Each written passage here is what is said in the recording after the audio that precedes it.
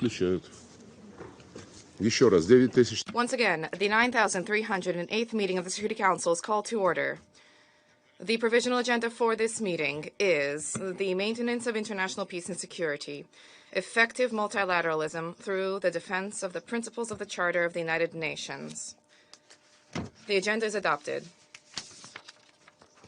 In accordance with Rule 37 of the Council's Provisional Rules of Procedure, I invite the representatives of Australia, Azerbaijan, Armenia, Bahrain, Belarus, the Bolivarian Republic of Venezuela, Vietnam, Egypt, India, Indonesia, the Islamic Republic of Iran, Canada, Colombia, Cuba, Kuwait, Laos People's Democratic Republic, Lebanon, Malaysia, Morocco, Mexico, Nepal, Pakistan, the Republic of Korea, Singapore, the Syrian Arab Republic, Sierra Leone, Thailand, Turkmenistan, Turkey, Uruguay, Philippines, Ethiopia, and South Africa to participate in this meeting.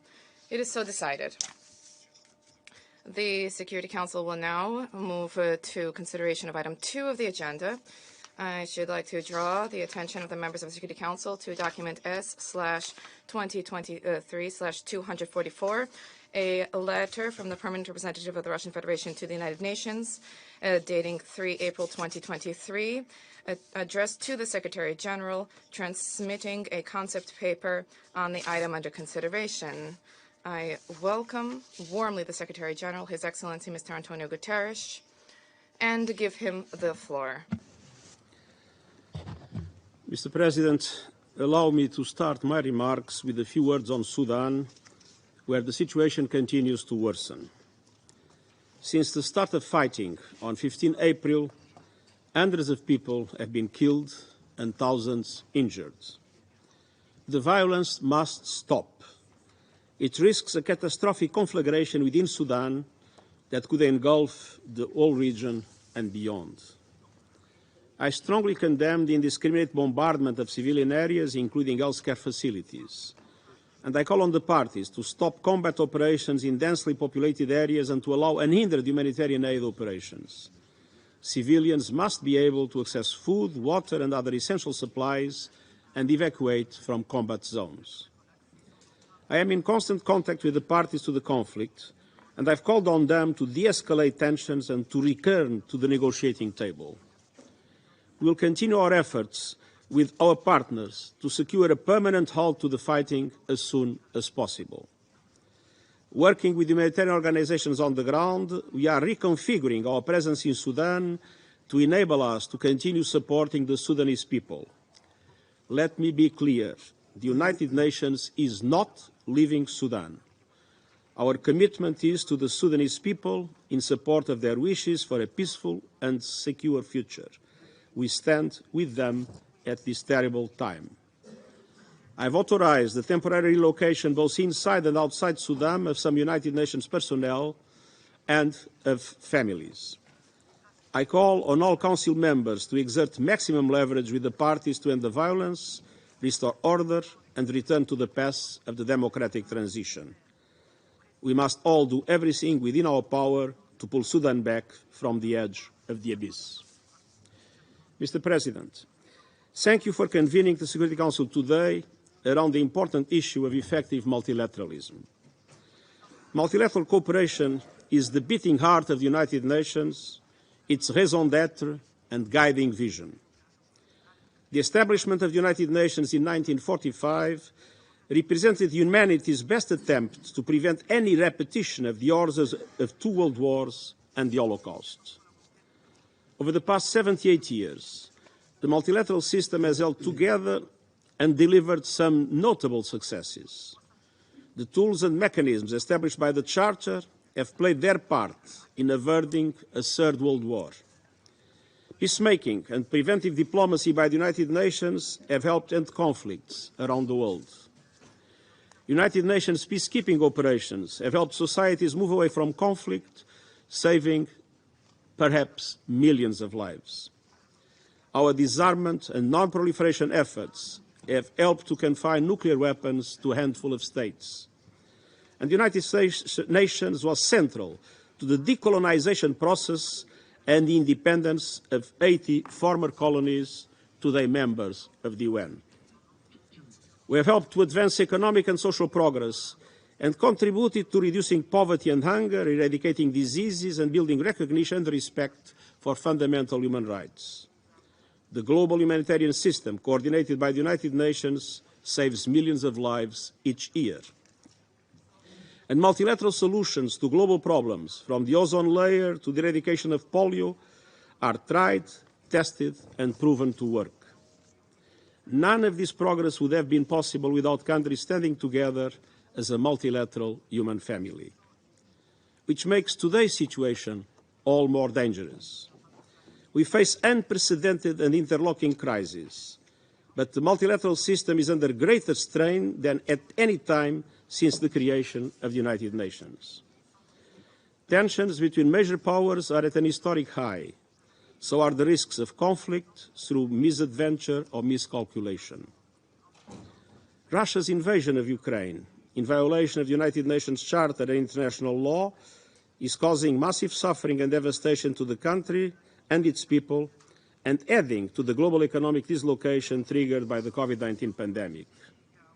Elsewhere, conflicts green dawn, from Myanmar to the Sahel, from Somalia to the Democratic Republic of the Congo and beyond.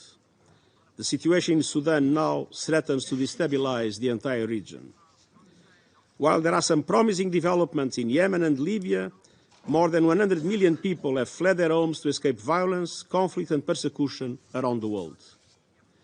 Effective multilateral responses are urgently needed to prevent and resolve conflicts, manage economic uncertainty, rescue the Sustainable Development Goals, and address challenges to the global norms against the use and possession of nuclear weapons. We are witnessing a deepening climate crisis, soaring inequalities, a rising threat from terrorism, a global pushback against human rights and gender equality, and the unregulated development of dangerous technologies. All these global challenges can only be solved through respect to international law, adherence to global commitments, and the adoption of appropriate frameworks of multilateral governance. Mr. President, Excellencies, as difficult as the past year has been, I am heartened that Member States have made progress in several crucial areas. A binding treaty on the conservation and sustainable use of marine biological diversity was finalized. COP27 in Sharm el-Sheikh achieved a breakthrough in addressing loss and damage caused by climate change. The General Assembly recognized the human right to a clean, healthy and sustainable environment, and these developments are important and their effects could be far-reaching. The Black Sea Grain Initiative and Memorandum of Understanding to facilitate the export of Russian food and fertilizers are compelling examples of the significance of multilateral cooperation facilitated by the United Nations. And they clearly demonstrate that such cooperation is essential to create a greater security and prosperity for all, and I urge their continued implementation. But we need to do better, go further, and work faster. That must start with countries recommitting to their obligations under the United Nations Charter, putting human rights and dignity first, and prioritizing the prevention of conflicts and crises. The principles enshrined in the United Nations Charter and reinforced in the Declaration on Friendly Relations and Cooperation among States, respect for sovereignty, territorial integrity, and political independence of all states, non-interference in the affairs of other states, the elimination of all forms of discrimination, and the peaceful settlement of disputes are bulwarks against uncertainty and fragmentation. They are the foundation of all international cooperation to end conflicts, save lives, protect human rights, and promote social and economic progress. Second, I urge Member States to use the full range of diplomatic tools that the U.N Charter provides for the peaceful resolution of conflicts. And these include the use of my good offices to help resolve disputes and secure peace. Third, effective multilateralism must include a commitment to tackling new and emerging challenges and filling gaps in global governance to achieve the promise of the Charter in the 21st century. This is the driving force behind my report on our common agenda, including the proposed new Agenda for Peace. The new Agenda for Peace would offer a unifying vision anchored in trust, universality and solidarity. It would address all forms and domains of threats, taking a holistic view of the peace continuum from prevention, peacemaking and peacekeeping to peace building and sustainable development. It will underline preventive action as a priority at all levels. Our common agenda envisions multilateralism that is more inclusive, with space for the contributions of all countries and communities, and more network, with strong links between the United Nations family, international financial institutions, regional organizations, trading blocs, and others. Member States are in the lead on adapting intergovernmental organs to meet changing needs. A majority now acknowledge that the Security Council itself would benefit from reforms that reflect today's geopolitical reality. And the same is true for the Bretton Woods institutions. They do not reflect also the reality of today's global economy. The high-level advisory board on effective multilateralism that I appointed last year has identified a number of transformational shifts to address peace and security challenges, growing economic inequalities, the triple planetary crisis of climate, biodiversity and pollution, and the widening digital divide. I hope their report will make a significant contribution to our collective reflection in the lead-up to the Summit of the Future next year. And I count on your engagement and support in preparations for the summit. Mr. President, Excellencies, our institution was created for crises. Throughout its history, the United Nations has overcome seemingly intractable conflicts and deep divisions. We must find a way forward and act now, as we have done before, to stop the slide towards chaos and conflict. It's time to deepen cooperation, to strengthen multilateral institutions, to find common solutions to common challenges. Members of this Council, particularly those that enjoy the privilege of serving permanently, have a particular responsibility to make multilateralism work rather than contribute to its dismemberment. Competition between states is inevitable, but that should not rule out cooperation where shared interests and the greater good are at stake. And when competition escalates to confrontation, the multilateral system, founded on the Charter and international law, is the most effective means to manage disputes peacefully. We must cooperate. We must adapt multilateral institutions and foster trust where it's most needed. And the urgency of global challenges demands bold and swift action, and I thank you. Yeah. I thank the Secretary General of the United Nations for his briefing, and I will now deliver a statement in my capacity as the Minister for Foreign Affairs of the Russian Federation.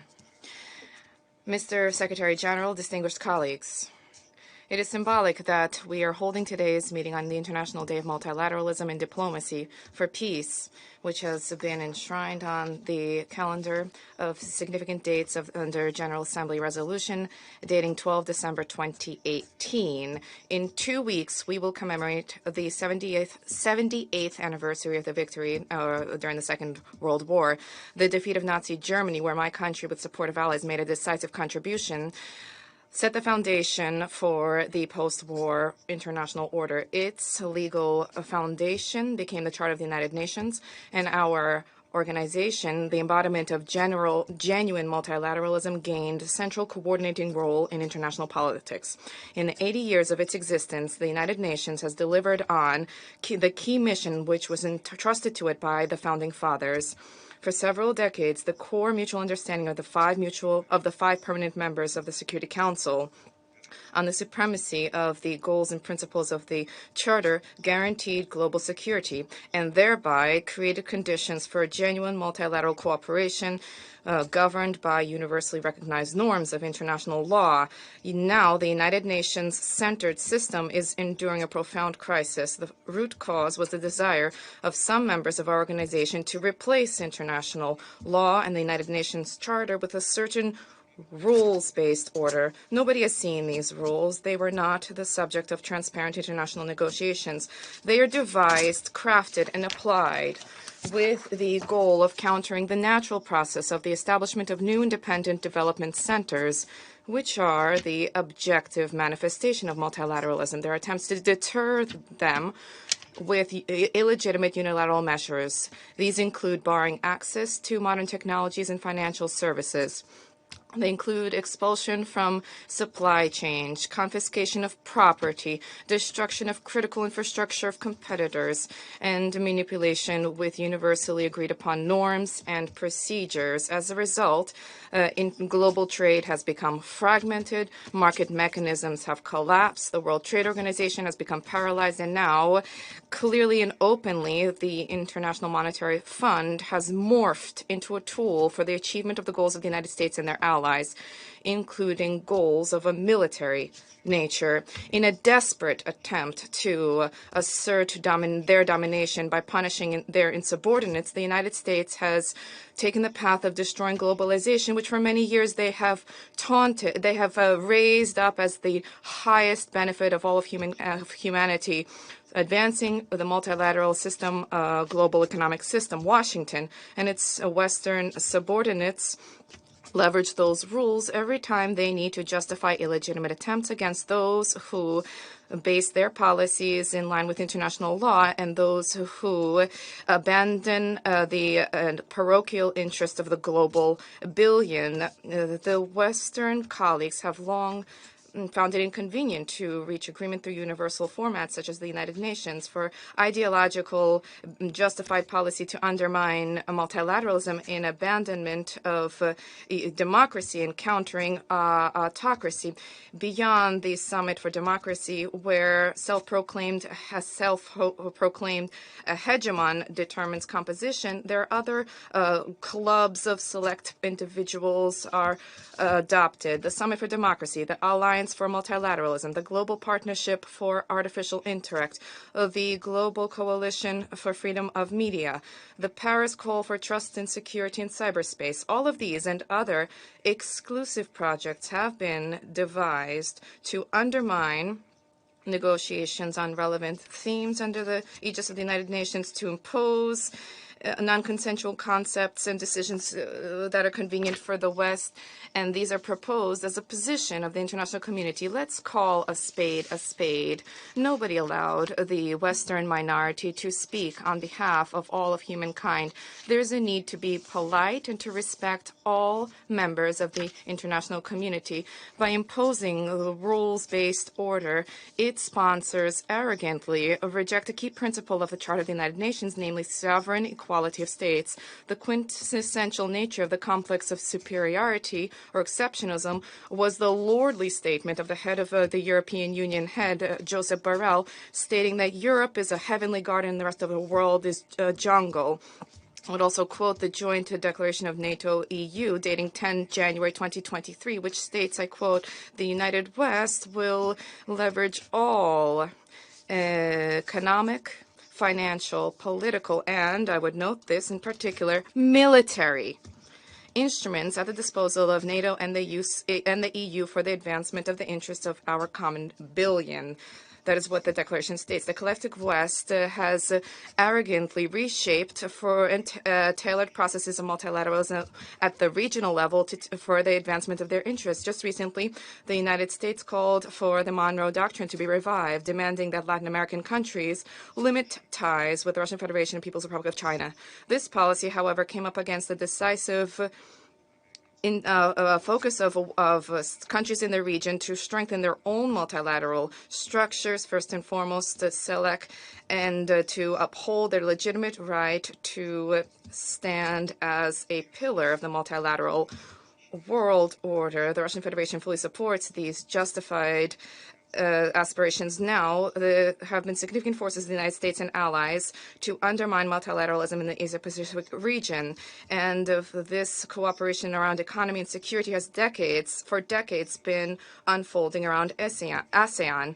This system allowed for consensual approaches to be established, which were beneficial to the 10 members, the dozen members of ASEAN and their partners in dialogue, including Russia, China, the U.S., India, Japan, Australia, Republic of Korea, which provided for genuine inclusive multilateralism. By advancing the Indo-Pacific strategy, Washington has embraced a policy of destroying this established architecture.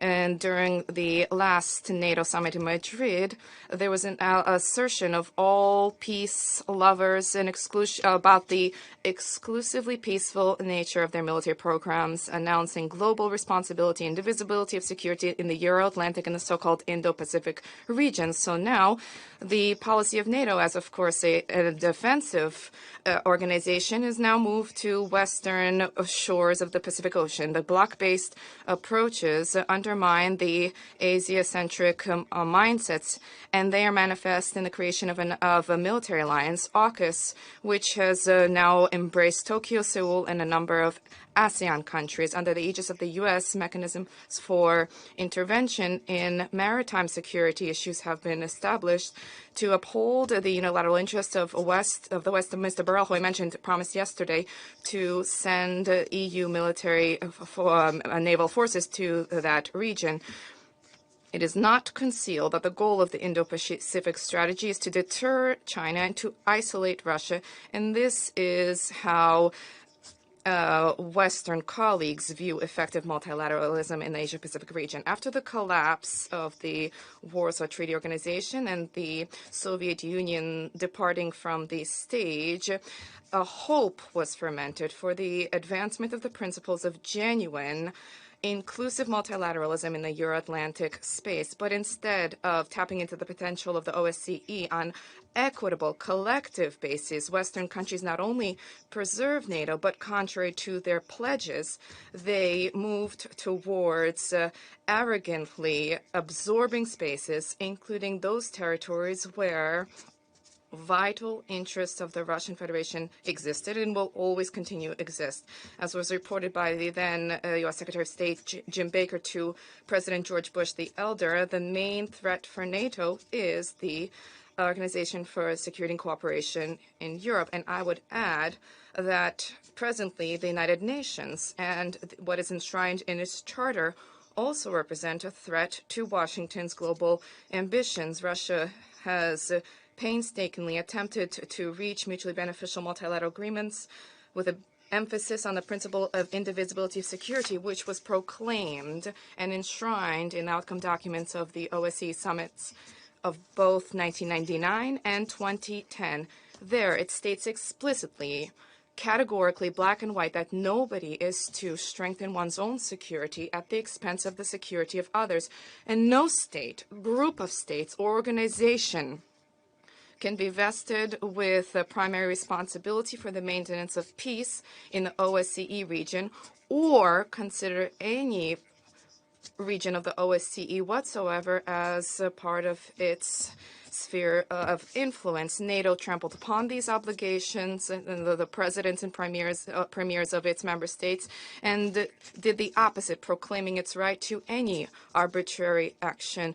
An egregious example is the unlawful bombing of Yugoslavia in 1999, including with depleted uranium being used, which resulted in an uptick in cancer cases, both for Serb citizens and NATO military personnel. Joe Biden was then a senator, and he, not without pride, he said before the cameras that he personally called for the bombing of Belgrade and the destruction of all bridges on the Dnieper River. And now the U.S. ambassador in Belgrade, Mr. Hill, through media outlets, has called on the Serbs to turn the page and to stop getting upset. About stopping getting upset, the U.S. has gained a great deal of experience. Japan has been shamefully quiet about who bombed Hiroshima and Nagasaki. As we know, during the G7 summit, Mr. Blinken, with great pathos, lamented the suffering of victims of the bombing, but he did not manage to mention the culpability of the United States. These are the rules. And after the Second World War, these are criminal misadventures of Washington which were set into play. The shameful invasion by the U.S.-led coalition into Iraq in 2003 was an egregious violation of the United Nations Charter, as was the aggression against Libya in 2011. The result was the destruction of statehood, hundreds of thousands of dead, rampant terrorism. A blatant violation of the U.N. Charter also was a U.S. intervention in post-Soviet states' affairs. Color revolutions were organized in Georgia and Kyrgyzstan. There was a brutal coup in Kiev in 2014, and this also includes attempts to forcibly seize power in Belarus in 2020. The Anglo-Saxons, the West, not only justify or attempt to justify these criminal misadventures, but they also taunt their policy of advancement of democracy. And the same has to do with the rules. Kosovo, they'll recognize independence without the referendum. The Crimea, they won't recognize it despite the fact that there was a referendum. Falklands and Malvinas, they will not be touched, for there was the cleverly referendum there. This is laughable. In order to abandon double standards, we call for all to adhere to consensual agreements which were agreed upon through the 1970 UN Declaration on the Principles of International Law. It explicitly proclaims the need to respect the sovereignty and territorial integrity of all states who, I quote, respect the principle of equality and self-determination of peoples and which have governments which represent all the people residing on that territory. Any objective observer can clearly see that the Nazi Kiev regime can in no way be regarded as a representative, as representing the residents of the territory who refused to accept the results of the brutal coup in February 2014. And as a result of this, the putschists unleashed war against them similarly. Pristina cannot claim to represent the interests of Kosovar Serbs, who were promised autonomy by the European Union, just like Berlin and Paris promised special status for Donbass. The results of these promises are well known. Our Secretary General stated this eloquently during the Second Summit for Democracy on 29 March. And I quote, "Democracy emanates from the Charter of the United Nations," and its first words, "We the peoples," reflects the fundamental source of legitimate power, the consent of the governed. The consent, I emphasize this. In order to halt the war that was unleashed in the east of Ukraine, multilateral efforts were undertaken for the advancement of a peaceful settlement. These were enshrined in Security Council resolution, which unanimously approved the Minsk agreements. These Minsk agreements were trampled upon by Kiev and its Western handlers, who themselves recently cynically and even with pride recognized that they never intended to implement this. They simply wanted to gain time to funnel weapons into Ukraine against Russia.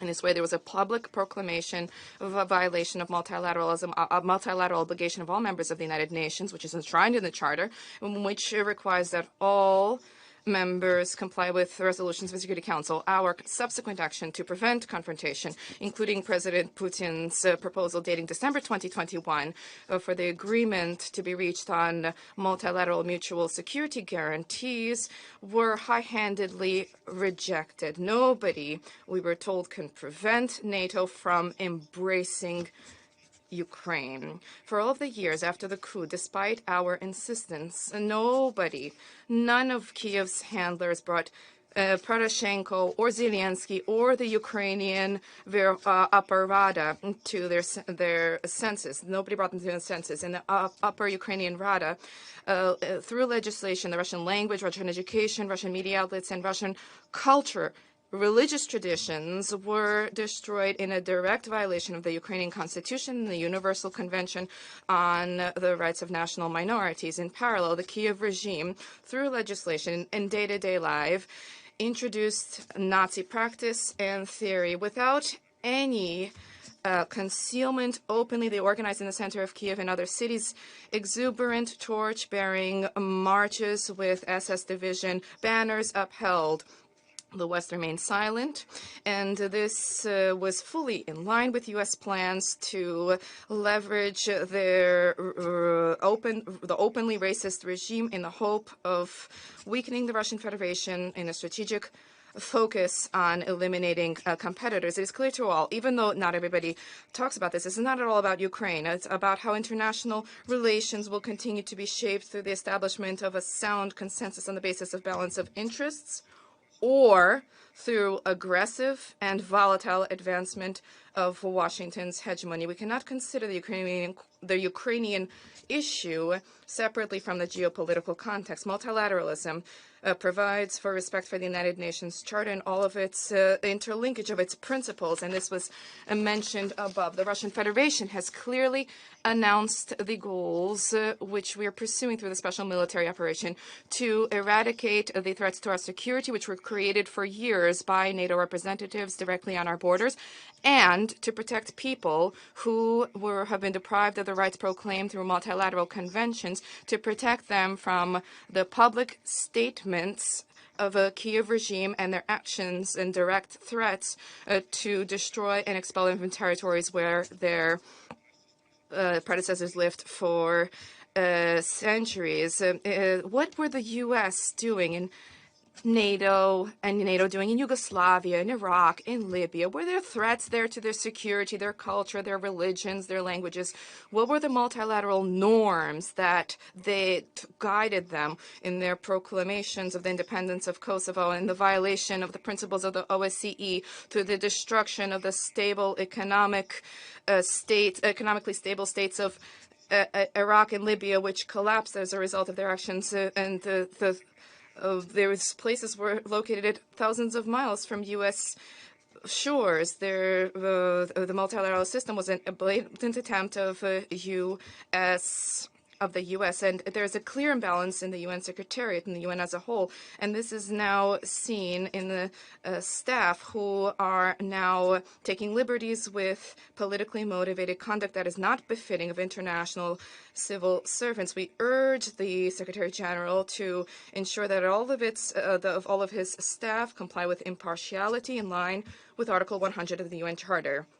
We also urge the Secretariat leadership in drafting documents on the common agenda, which was mentioned here, the new agenda for peace, which is mentioned here, to be guided by the need to suggest to member states ways to find a balance of interests rather than helping to advance neoliberal concepts. Otherwise, instead of a multilateral agenda, there will be a deepening of a division between the golden billion and the international majority. Speaking of multilateralism, we cannot be limited to the international context as a whole. Just when we talk about democracy, the international context cannot be disregarded. Double standards need to be abandoned, and multilateralism and democracy need to be respected within states and in their relations one another. Everybody knows that the West, in imposing their understanding of democracy on others, does not want to see democratization of international relations on the basis of respect for sovereign equality of states. But now,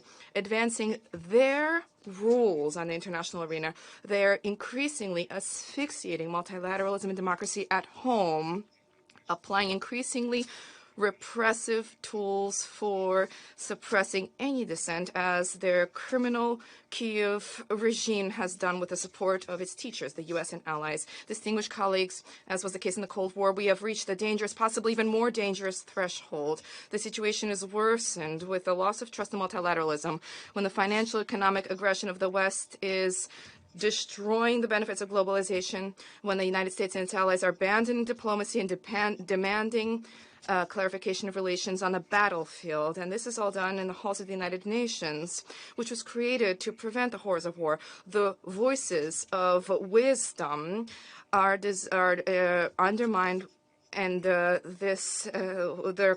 calling for the revival of culture of dialogue, and they are muzzled by those who have decided to undermine the core principles of multilateral relations. We all need to return to the source, respect for the purposes and principles of the UN Charter and all the diversity and interlinkages.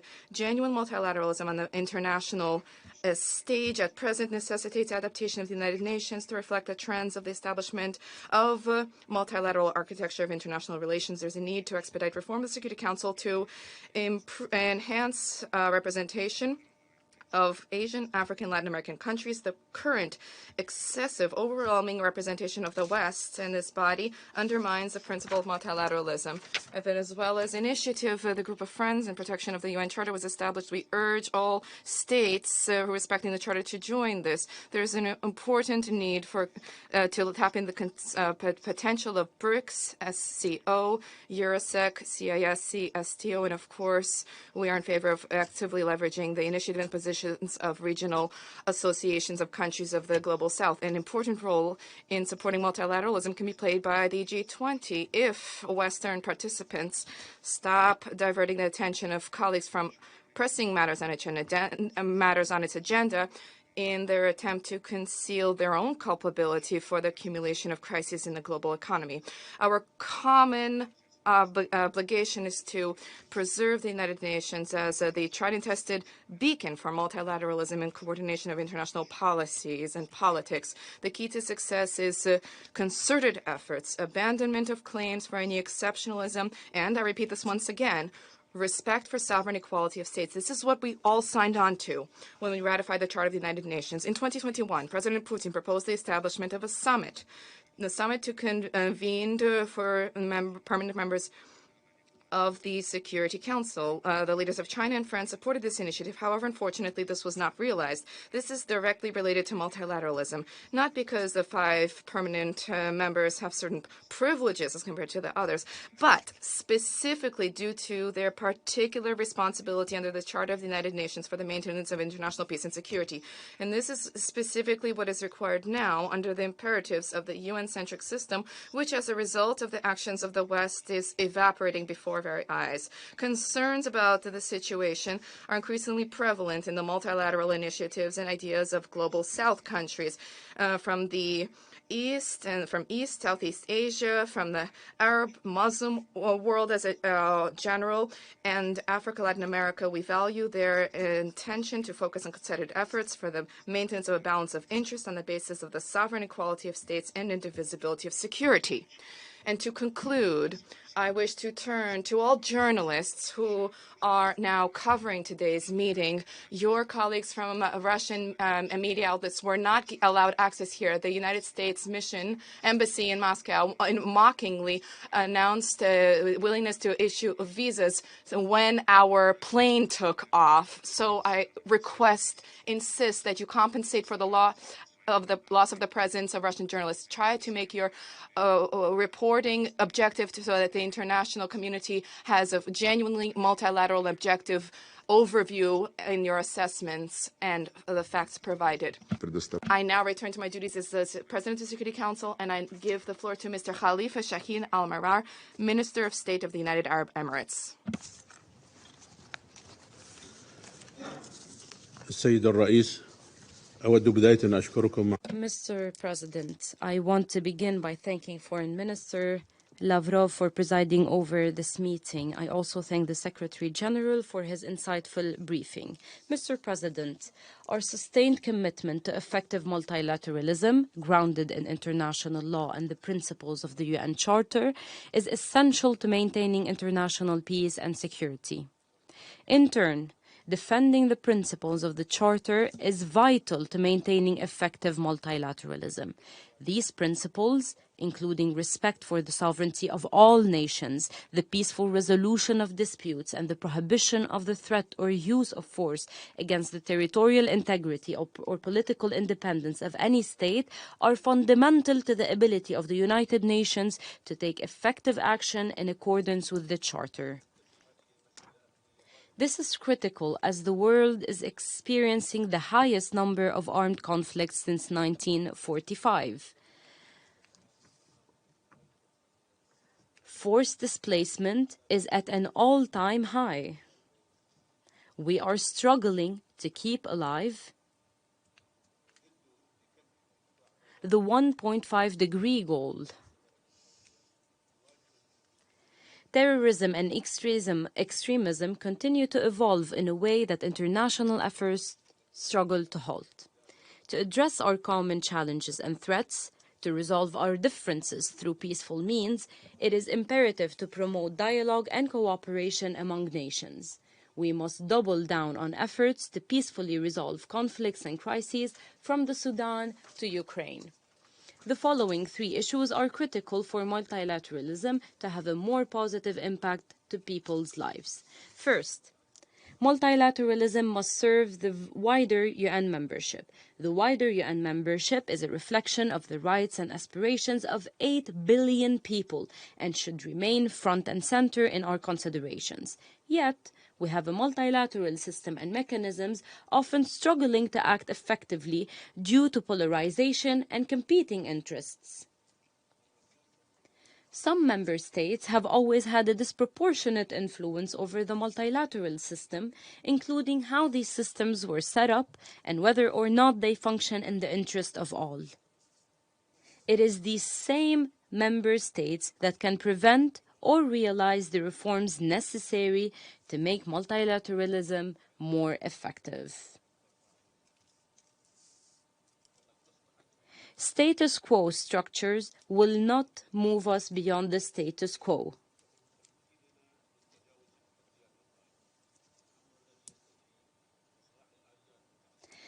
From the Security Council to institutions like the World Bank and the International Monetary Fund, multilateral mechanisms must be reformed to improve their legitimacy and representation.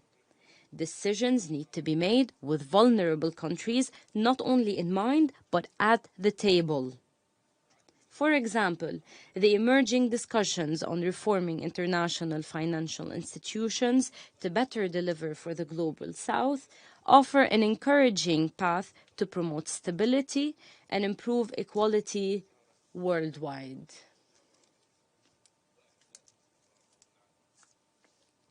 Second, protecting global common goods must be our top priority.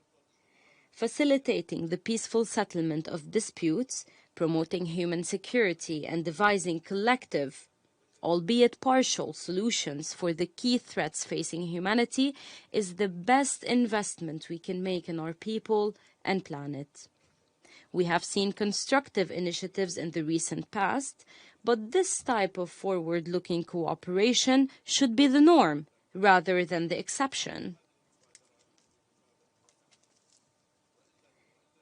The historic agreement for a new multilateral treaty on environmental conservation in the high seas and the Paris Agreement are specific examples of multilateral achievements that have propelled us forward. And finally, multilateralism cannot merely be an intergovernmental process. The perspectives of all stakeholders, including women as well as youth, must also help drive the conversation. During the pandemic, public-private partnerships in the UAE, from Dubai Ports World to the humanitarian city, supported multilateral efforts to ensure the global distribution of medical equipment and COVID vaccines. As the incoming president of COP28, we see the inclusion of all stakeholders, especially from vulnerable countries, as a cornerstone of success.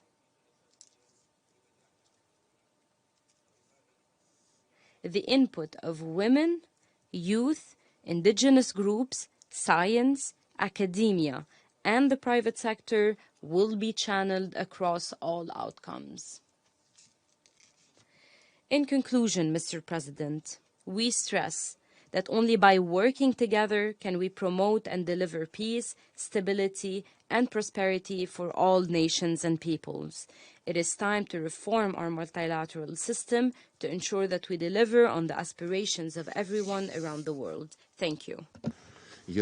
I thank His Excellency Mr. Al-Marrar for his statement. I now give the floor to His Excellency Mr. Ermani Mongo, Deputy Foreign Minister for Gabon. Merci, Monsieur le... Thank you, Mr. President. I wish to congratulate Russia on convening this important debate devoted to the ways in which we can make multilateralism more effective. I wish to thank the Secretary General for having provided such a lucid outline of the scope of our debate and the key issues at play. Our debate is occurring 1 week after the publication of the report of the Advisory Board on Effective Multilateralism. The recommendations issued by the illustrious panel appointed by the Secretary General reinforce our desire to reaffirm the very foundations of the harmonious coexistence of the international community, and we wish to do this to ensure greater international solidarity, which will serve as the bedrock of the security and dignity of current and future generations. This quest for international solidarity is the very raison d'être for the United Nations Charter. By signing that charter, each member of the United Nations organization has chosen to back indivisible security.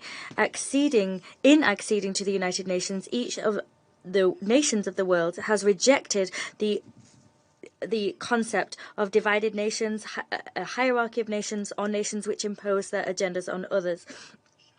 This is a crystal clear choice enshrined in the preamble of the United Nations. We present ourselves as we the peoples of the world, as links of the same chain of humankind. It is this spirit which must not only remain at the heart of our collective security system, but it must also serve as the anchor for our vision of sustainable development and of shared prosperity. The ideal approach which will bring humankind towards its common destiny is the multilateral approach. Multilateralism is this inclusive dynamic of global governance based on the respect for and taking account of each nation's narrative. And that is because every nation matters, every people matters, and every life matters. Our differences in size, stature, and appearance are crucial additional components of our identity, which not only define us, but first and foremost are what justify our place and ensure our viability within the concert of nations. Our interdependence and the fact our destinies are inextricably linked are facts constantly brought before our eyes by pandemics, economic turbulence, global warming, and many more. Our primary threats now are more than ever transnational and cross-border in nature. Mr. President, to overcome future challenges, our security architecture must reflect current realities. We must update our international institutions, our mindsets, and our perceptions of lasting peace, shared prosperity, and peaceful coexistence. We must reinvent the solutions to modern threats, namely climate change and the chronic insecurity of fragile states. We must address the crisis of international solidarity. That crisis fuels the underlying economic, humanitarian, health, or food crisis. There is absolutely no way that we will be able to address the challenges of this century with the tools of the previous one. Mr. President, Africa is the second most densely populated continent on Earth. It is estimated that it will account for at least a quarter of the global population by 2050. It occupies almost 70% of the Security Council's agenda today. However, alas, it has no permanent seat on that decision-making body which holds Africa's security in its hands. Let us cease to make distressing observations and come now to issuing tangible proposals. 1. We must reform the Security Council without further ado to make it representative of today's realities and able to effectively respond to current and future challenges. Of course, as an African person, I hope that this reform will prioritize the common African position and the legitimate demands contained therein. These are reflected in the Esselwini Consensus and the Sirte Declaration. It is patently clear that Africa will not wait forever for the vicissitudes of the intergovernmental reform process to pass. In the eyes of our people, that process is simply an interminable distraction. Here, I would recall the words of His Excellency Ali Bongo Mdiba, President of the Gabonese Republic, Head of State, when he spoke at the General Assembly of the United Nations in September. He hammered home the fact that Africa will wait no longer. It is time for redress to be provided for this unacceptable injustice which works to Africa's detriment. We will at every turn submit to Africa's critical mass the ways in which we intend to act on this issue.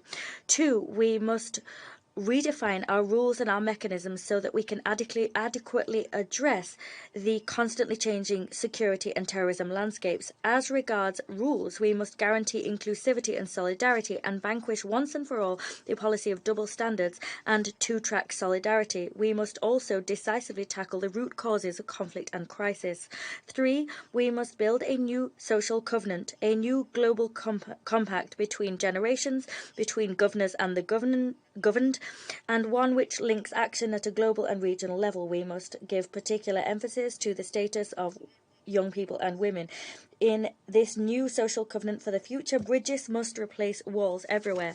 Education must vanquish the straitjacket of ignorance and intolerance. Multilateralism must prevail over unilateral postures. Dialogue must prevail over antagonism. It is a pipe dream to think that humankind will survive in bubbles of security and prosperity surrounded by an ocean of insecurity and poverty.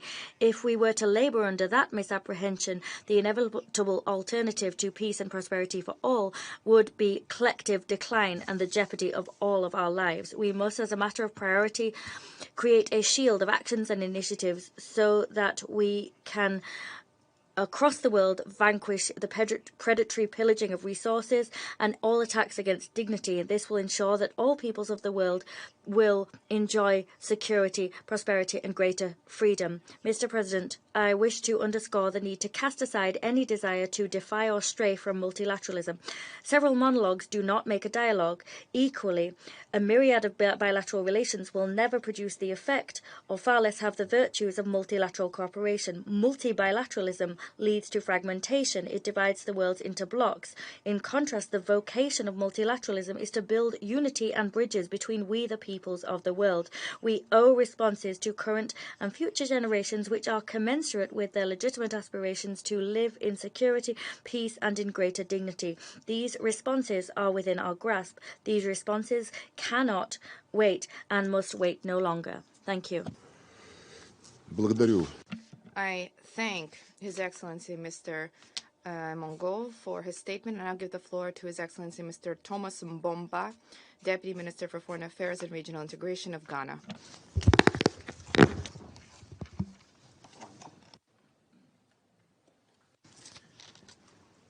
Thank you, Mr. President. Your Excellency, Mr. Sergei Lavrov, let me begin by congratulating you and the delegation of Russia for your presidency of the Security Council for the month of April. We also welcome the participation in this meeting of the Secretary General, His Excellency Antonio Guterres, and thank him for his insightful remarks. As I make these remarks, let me also indicate that we associate ourselves with the statement that will be delivered later by the representative of the Republic of Azerbaijan on behalf of the non-aligned movement. The multilateral system that was fashioned out of the ashes of the Second World War has no doubt been the cornerstone, with some exceptions, for relative peace, security, and development across the world. Adherence to the principles in the United Nations Charter, including the sovereign equality of states and the prohibition of the use of force, has been an underpinning pillar for the global stability. Disinformation, migration, crisis, food and energy insecurity, the world has never faced a more profound crisis since the World War or Cold War. Structural impairment, including the debilitating impact of the veto system in the Security Council, the chronic lack of financing for development, a rise in geopolitical competition, and a decline in international cooperation have helped our effort to renew global institutions and deepen multilateralism.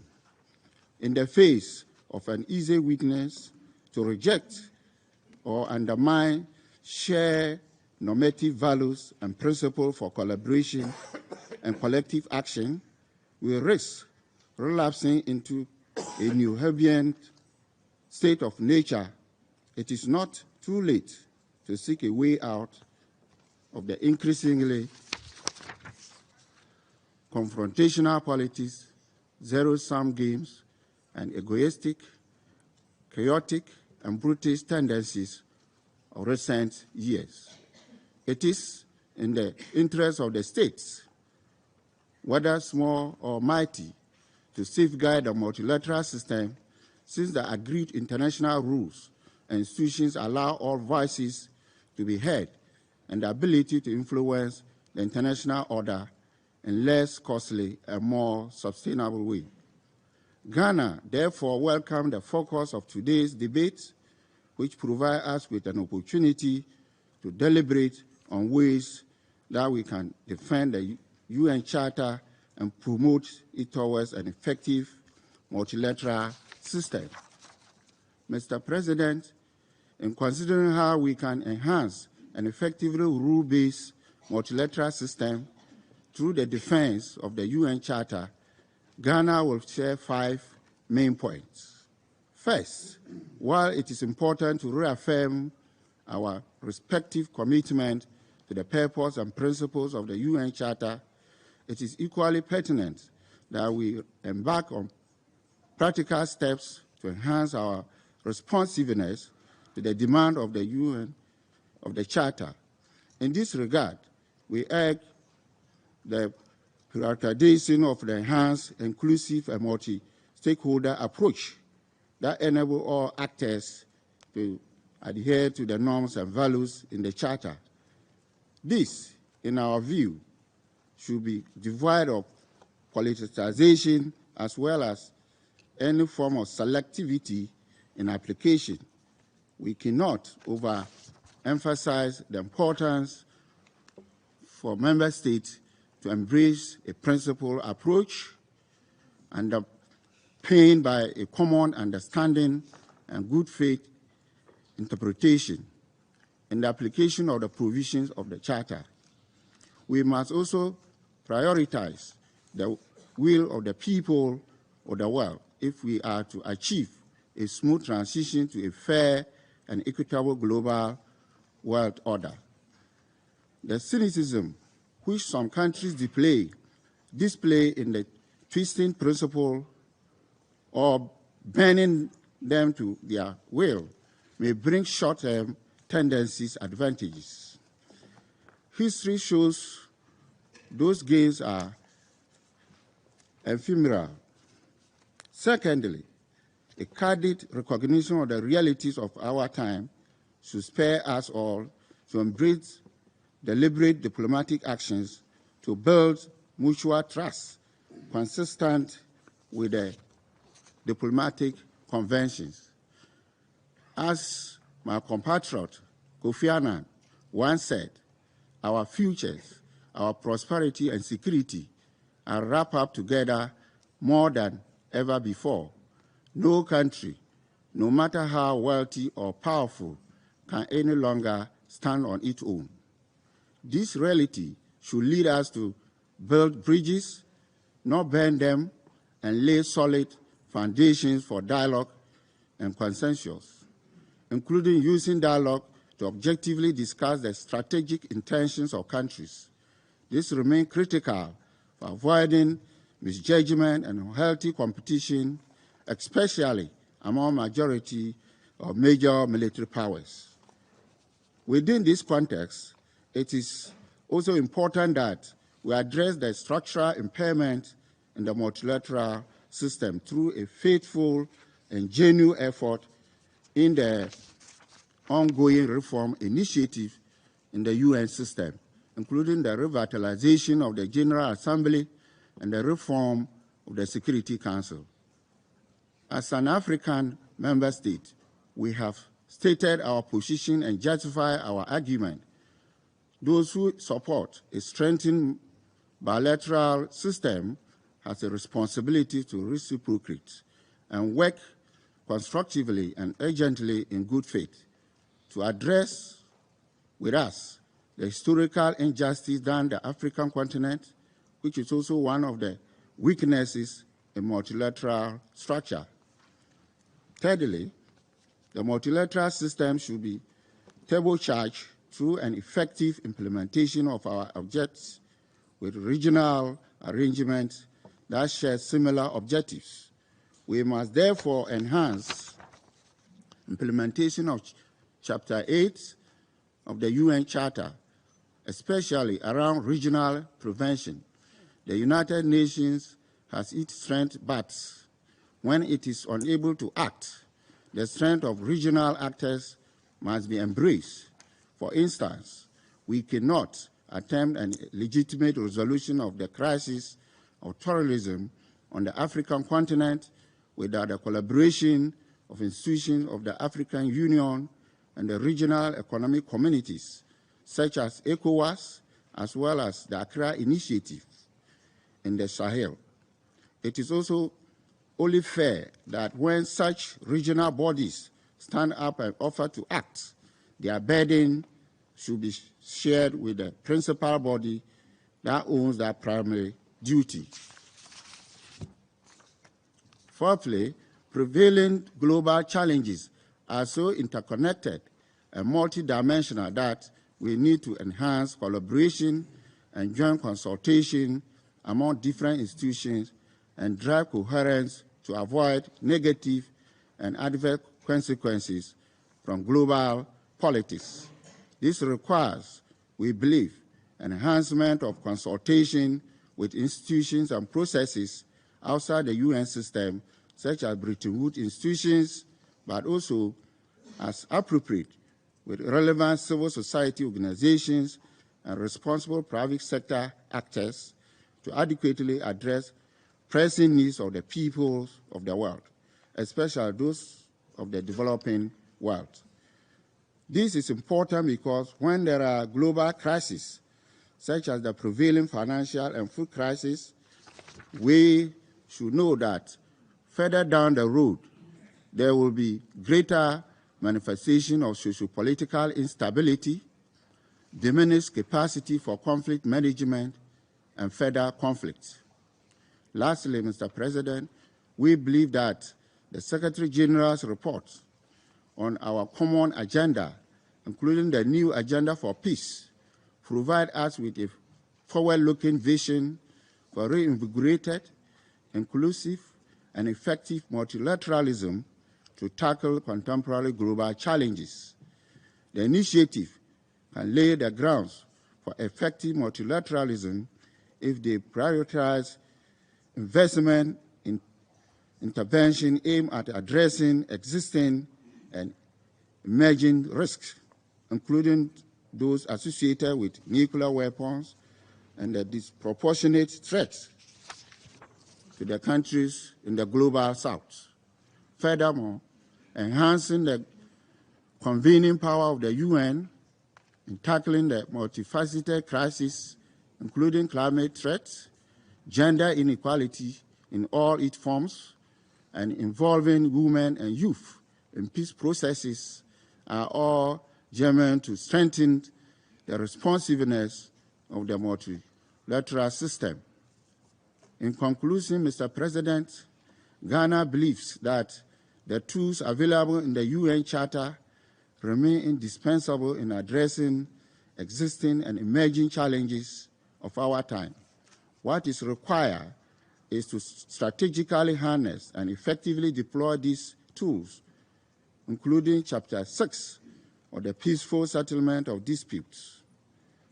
Ultimately, the demonstration of stronger political will by all member states, including this Council, is essential if we are to make meaningful progress in the defense of the UN Charter.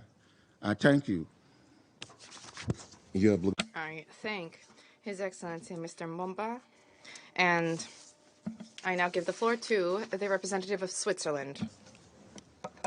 Thank you, Mr. President. I wish to thank the Secretary General Antonio Guterres for his statement. I wish first and foremost to convey our concerns in the light of the violence which is currently raging in Sudan, which has unacceptably been affecting the civilian population.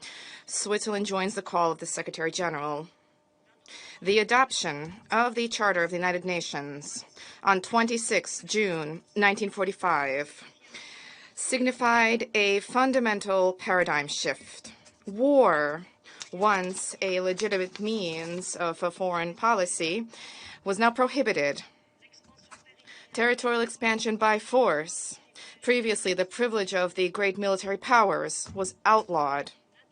The prohibition of the use of force, coupled with the obligation to resolve conflicts peacefully, was revolutionary. These principles placed countries of all sizes and of all powers on an equal legal footing, or almost. The privileges of the great powers were intensely debated already in San Francisco and finally accepted on condition of a clear promise: greater responsibility for the permanent members of the Security Council for the maintenance of international peace and security. As member states, we have all subscribed to the principles and values enshrined in the Charter, and we have reaffirmed this commitment in an excellent declaration on this occasion of the United Nations 75th anniversary. Yet the Charter is being violated on a massive scale. State sovereignty, territorial integrity, and the prohibition of the use of force continue to be flouted, and this has been the case for more than a year by the military aggression of a permanent member of the Security Council against its neighbor. The most effective way to safeguard multilateralism and the integrity of the United Nations Charter is therefore to respect it. Switzerland emphatically condemns the military aggression against Ukraine, and we reiterate our firm call on the Russian Federation to, without delay, withdraw all its troops from the entire territory of Ukraine. This open debate is presented as an opportunity for the Security Council to demonstrate its commitment to the Charter and to discuss the strengthening of multilateralism. This is a duty that we have, not just today, but a duty which we shoulder each time we call for the protection of civilians, every time we condemn violations of international law, and every time we urge the parties to conflict to silence their weapons and to return to the negotiating table. This is a duty we have under the Geneva Conventions, a success of multilateralism, because the Geneva Conventions are among the few international treaties that have been universally ratified.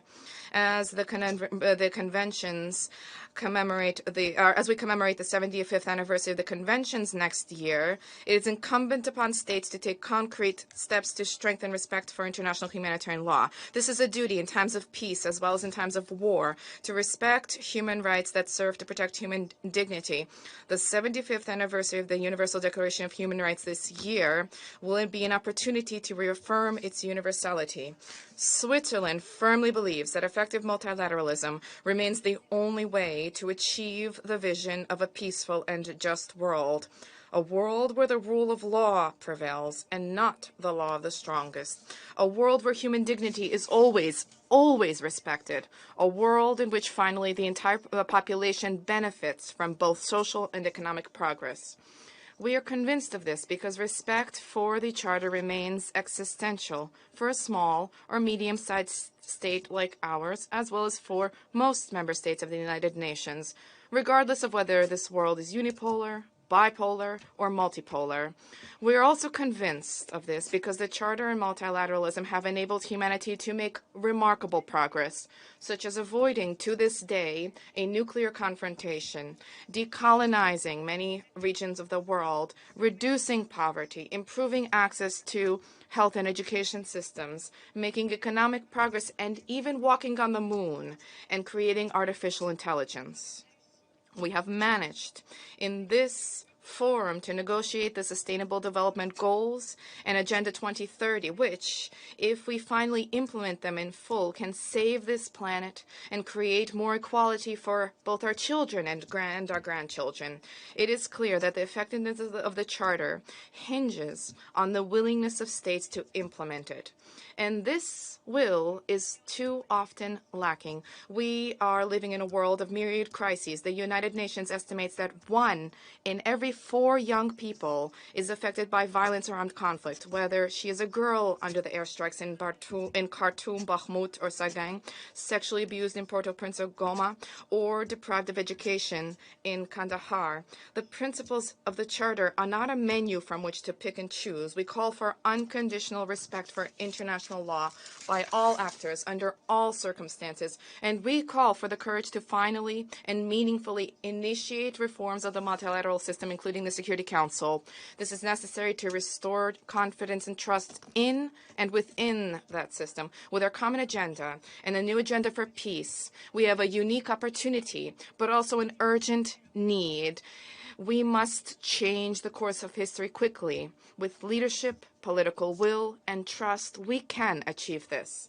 History will judge whether we have lived up to the Charter. One can deny facts, one can leverage cynical rhetoric, one can spread misinformation, but one cannot deceive the memory of history. It will be there for judgment, and the human family cannot heal until justice is delivered for victims, until trust is restored. This is the very first recommendation of the High-Level Advisory Board's report on effective multilateralism, rebuilding trust through inclusion and accountability. This trust requires that we listen to one another.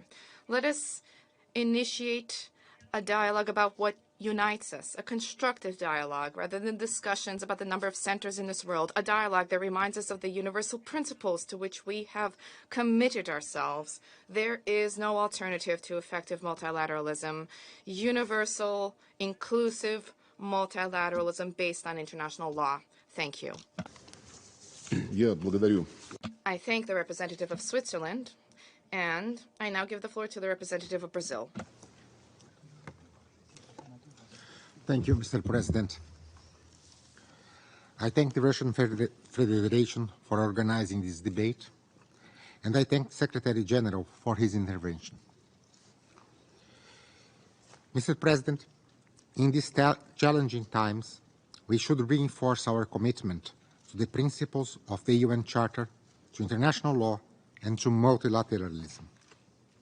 As members of the Security Council, we have a particular responsibility in preserving the principles and values based on which the multilateral system has been collectively built over nearly 8 decades. The conflict in Ukraine has added enormous stress to the multilateral system, which was already subject to new challenges and growing dissent. The failure of this Council to effectively deal with yet another war falls short of Member States' expectations on its primary responsibility for maintaining international peace and security, and eventually ends up eroding its credibility. The international community has already proven to be able to adapt and evolve in several areas, except in peace and security. For example, back in 2008, after the global financial crisis, a group of countries decided to establish the G20, which proved to be a valuable framework for addressing new economic and financial challenges. Besides its deficiencies, such as a limited representation of African countries, it has since come to be one of the most representative bodies in the international community. The Brazilian position on the Council on Reform is known to all.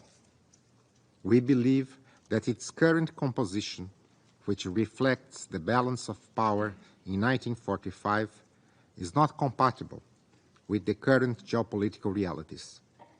The African continent and our region, Latin America and the Caribbean, are not represented in the category of permanent members.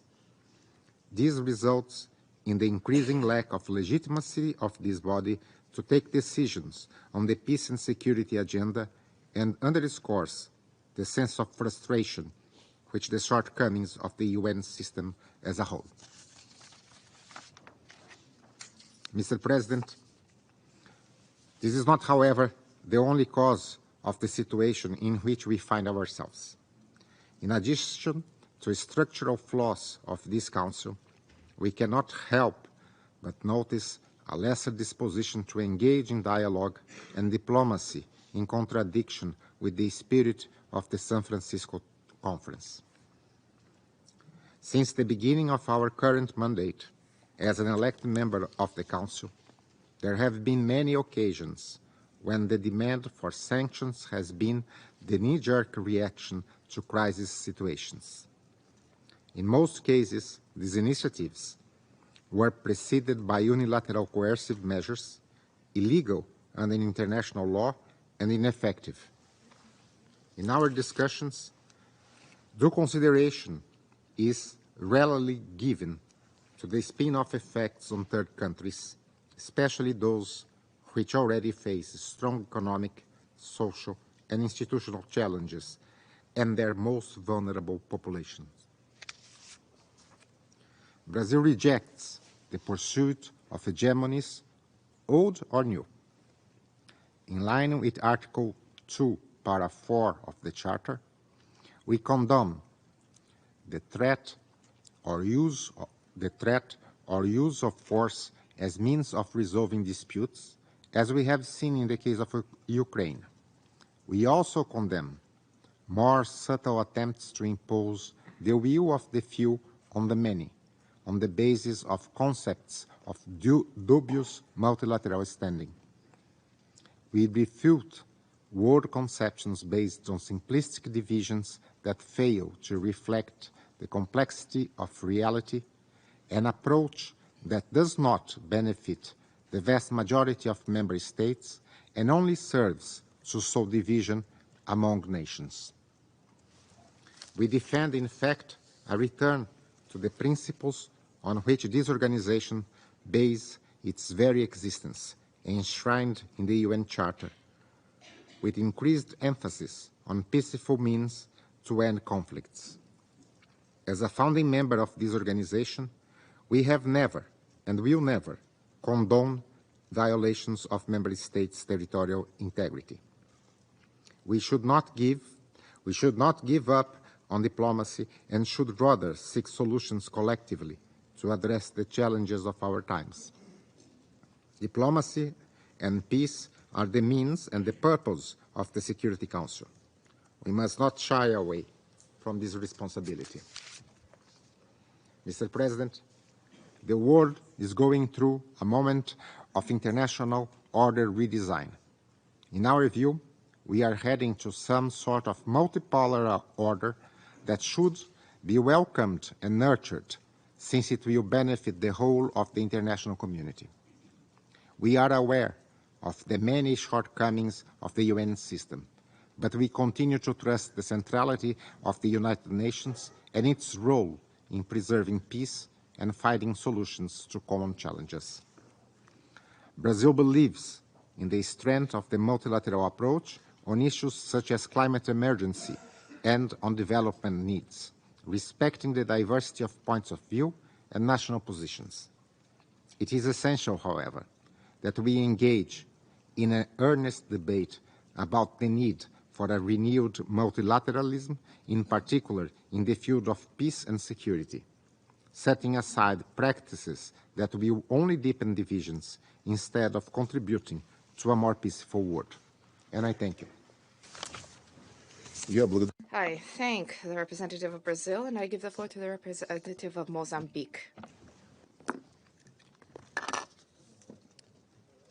Mr. President, Mozambique wishes to reiterate our hearty congratulations to Russia's assumption of the presidency of the Security Council. We are delighted to see you presiding over this session. We warmly welcome the initiative by the Russian Federation of convening this open debate under the theme. We express our gratitude to the Secretary General of the United Nations for his important briefing. Mr. President, it is universally recognized that the creation of the United Nations represented a new departure in the human attitude towards mutual cooperation for peace and security. The Charter, signed on 26 June 1945, in the aftermath of the bloody and tragic Second World War, clearly affirmed the importance of multilateralism. It proclaimed unambiguously in the treaty the will and determination of we, the peoples of the United Nations. Furthermore, in laying out the purpose of the organization, the Charter listed 4, but the last one summed them all and was framed as follows, and I quote, "To be a center for harmonizing the actions of nations in the attainment of these common goals." This was, in our view, the birth of a new multilateralism that guides the modern-day interaction between states and nations. And it is our conviction that the overriding purpose of this multilateralism is to fulfill the purposes of the United Nations, chief among them the maintenance of international peace and security.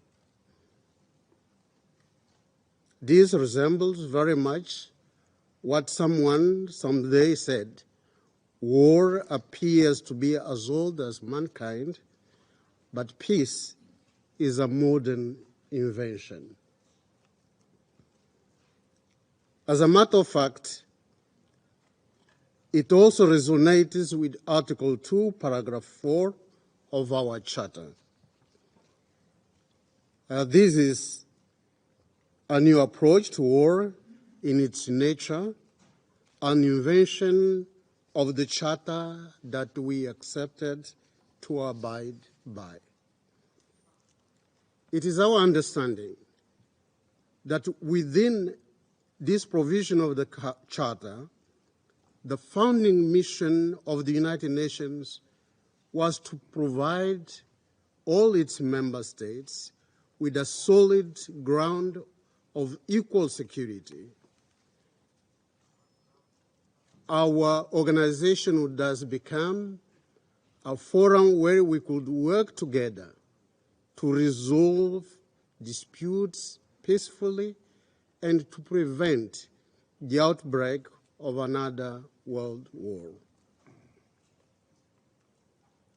In sum, the Charter proclaimed the overriding importance of collective security. In this context, equal and indivisible security of states is at the core of collective security that the Charter consecrated in its letter and spirit. The collective security means that the security of one is the security of all, and that the security in our globalized world is also a global concept, a global good that cannot be divided or fragmented. This is why, in our view, Article 51 of the Charter on individual or collective self-defense comes as an exception and a reminder that all states deserve to live in peace and security. In this connection, it is our view that the relations among nations should be based on the respect for the principle of equal rights and self-determination of peoples. As the most representative intergovernmental organization and the utmost expression of multilateralism, the United Nations is the main forum to address multifaceted and complex global challenges through collective action. So any profound divisions among member states can only undermine this important endeavor which the founders of the United Nations undertook to advance in 1945. In this regard, multilateralism, differently and opposed from unilateralism, implies adherence to common principles and objectives founded on respect for a system of shared norms and values and guided by the principles of consultation, inclusion, and solidarity among the nations. Mr. President, the current global security challenges, such as interstate wars, interstate conflicts, terrorism, transnational organized crime, proliferation of weapons, limited peacekeeping capacity and financing, divided and competing collective security systems, nuclear disarmament, among others, need a concerted approach with a reinforced role of multilateralism. Divisions in our approach to collective security architecture and mistrust can only undermine dialogue. They hamper our efforts for peaceful settlement of disputes and conflicts. They further weaken the collective resolve of our universal organization to effectively perform its objectives. As Mozambique has stated in this chamber, time and again, peace is a global good. Its preservation requires our concerted efforts.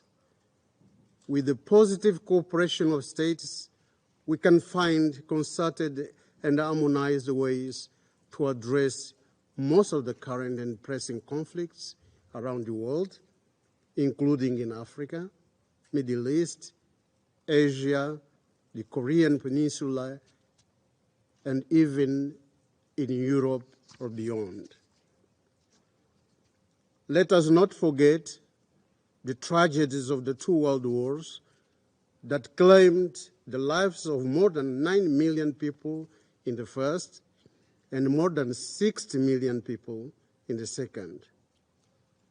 We see no reason whatsoever that this should be repeated.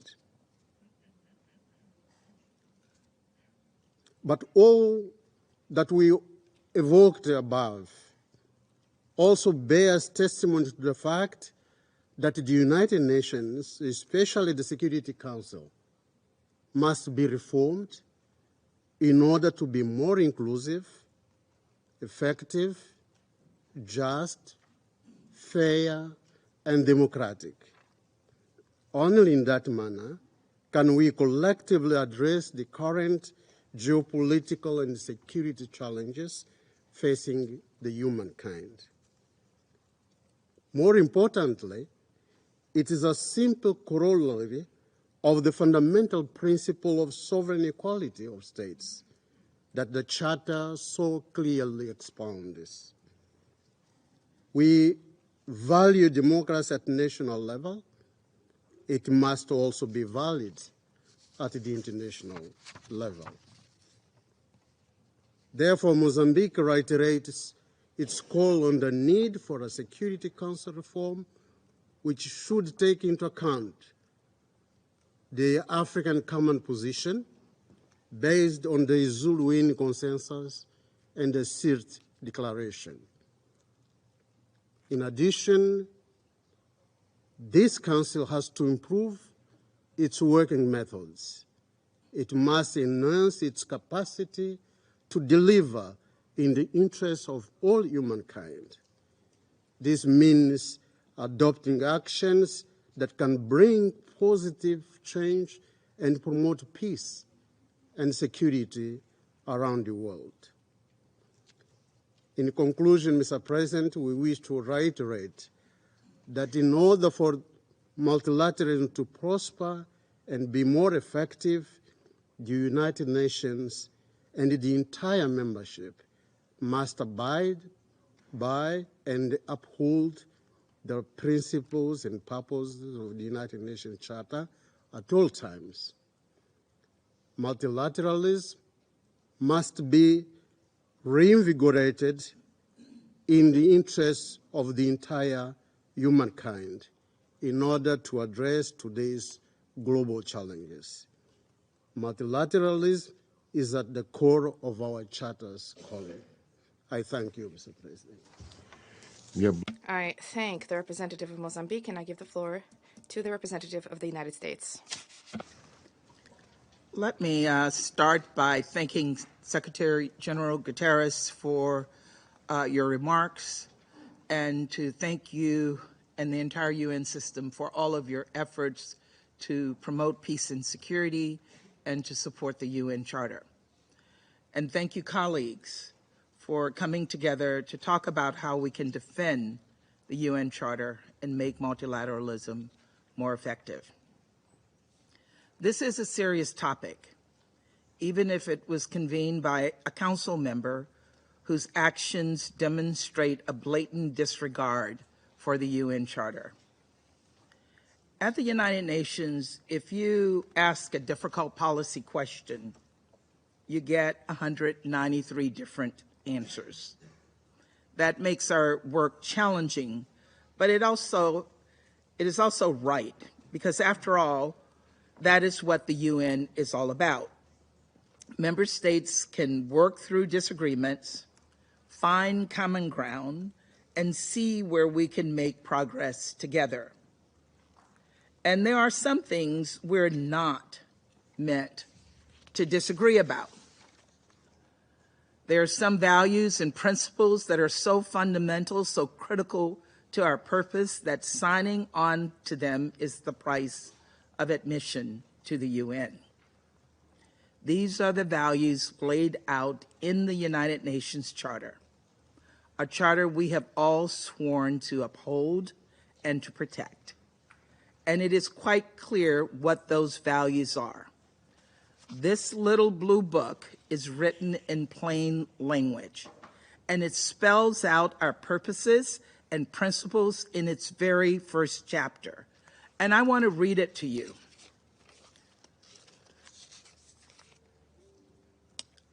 Article 1, the purposes of the United Nations are to maintain international peace and security, to develop friendly relations among nations based on respect for the principle of equal rights and self-determination of peoples, to achieve international cooperation in solving international problems, and promoting and encouraging respect for human rights and for fundamental freedoms.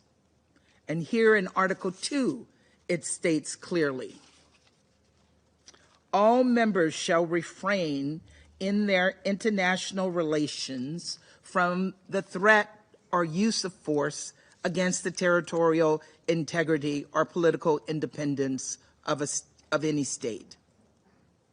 Territorial integrity, respect for human rights, international cooperation. These are our values. These are the shared, stated principles we all agree to uphold, all of us. And it's our belief in them that binds us together. Those principles have been the basis for the UN's greatest triumphs over the past 8 decades. Despite the international system's imperfections, our shared principles have helped us curtail nuclear proliferation, prevent mass atrocities, and forge peace through negotiation and mediation. They have undergirded an international order that has helped us provide humanitarian aid to those in desperate need, to lift over 1 billion people out of poverty, and to prevent another world war. And right now, as much as ever, the world needs an effective UN and effective multilateralism.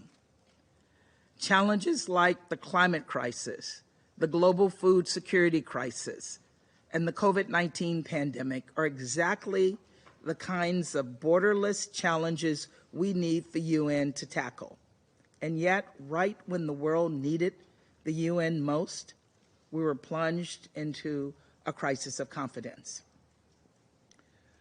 Our hypocritical convener today, Russia, invaded its neighbor, Ukraine, and struck at the heart of the UN Charter and all the values we hold dear. This illegal, unprovoked, and unnecessary war runs directly counter to our most shared principles, that a war of aggression and territorial conquest is never, ever acceptable. And as we sit here, that aggression continues. As we sit here, Russian forces continue to kill and injure civilians. As we sit here, Russian forces are destroying Ukraine's critical infrastructure. As we sit here, we brace ourselves for the next Bucha, the next Mariupol, the next Kherson, the next war crime, the next unconscionable atrocity.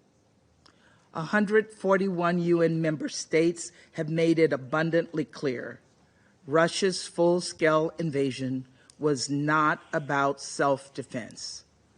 Russia simply wants to redraw international borders by force in violation of this very UN Charter. And that goes against everything this institution stands for. This does not just concern Ukraine or Europe. It concerns all of us, because today it's Ukraine, but tomorrow it could be another country, another small nation that is invaded by its larger neighbor. And what would we want this council to do in response? Sit on our hands? No. It is the very reason the UN Charter was written in the first place.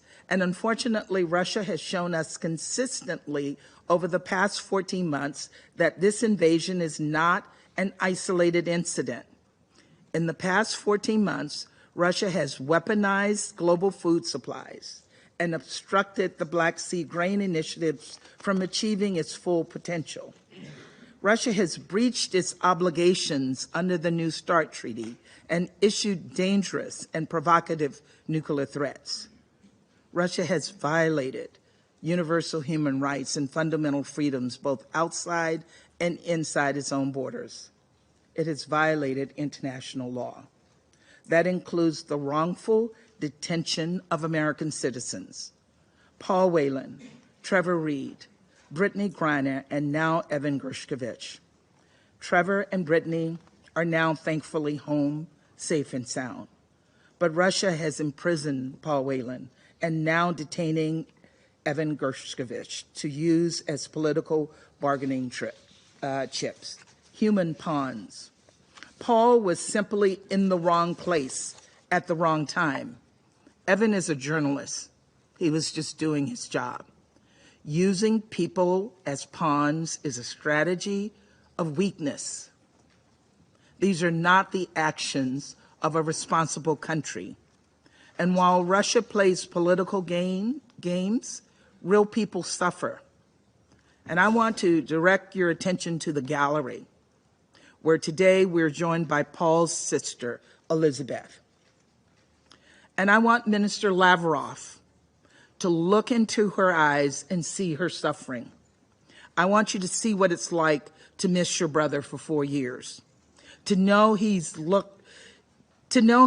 locked up in a Russian penal colony simply because you want to use him for your own means. I'm calling on you right now to release Paul Whelan, Evan Gershkovich immediately, to let Paul and Evan come home, and to cease this barbaric practice once and for all. Colleagues, while Russia may be undermining the UN Charter and this institution, the rest of us can and must do better. The UN needs reform. You've heard that. To support and maintain its fundamental principles, this body must evolve to meet the 21st century. As part of that evolution, the Security Council needs to better reflect today's global realities. We must find credible, sensible, and politically viable paths to this end. And while we work to forge those paths, those of us on the Security Council have a duty to do more, to do better. As you all know, in San Francisco last year, I announced 6 principles for responsible behavior for Security Council permanent members. These were standards we set for ourselves, that we welcome all to hold us to, that we encourage for other permanent members. Colleagues, the United States believes in the United Nations, and we believe in this charter. And that belief gives us faith that it can be made better still. Our response to Russia's flagrant violations cannot be to abandon this institution's founding principles. Instead, we must recommit to the principles of sovereignty, of territorial integrity, of peace and security, and use those principles as guideposts as we strengthen the United Nations and make it fit for the purposes of the 21st century. We must reform this institution and support efforts such as the Secretary General's ambitious Our Common Agenda initiative to modernize the multilateral system. We must not shirk our responsibilities to address threats by the DPRK to international peace and security.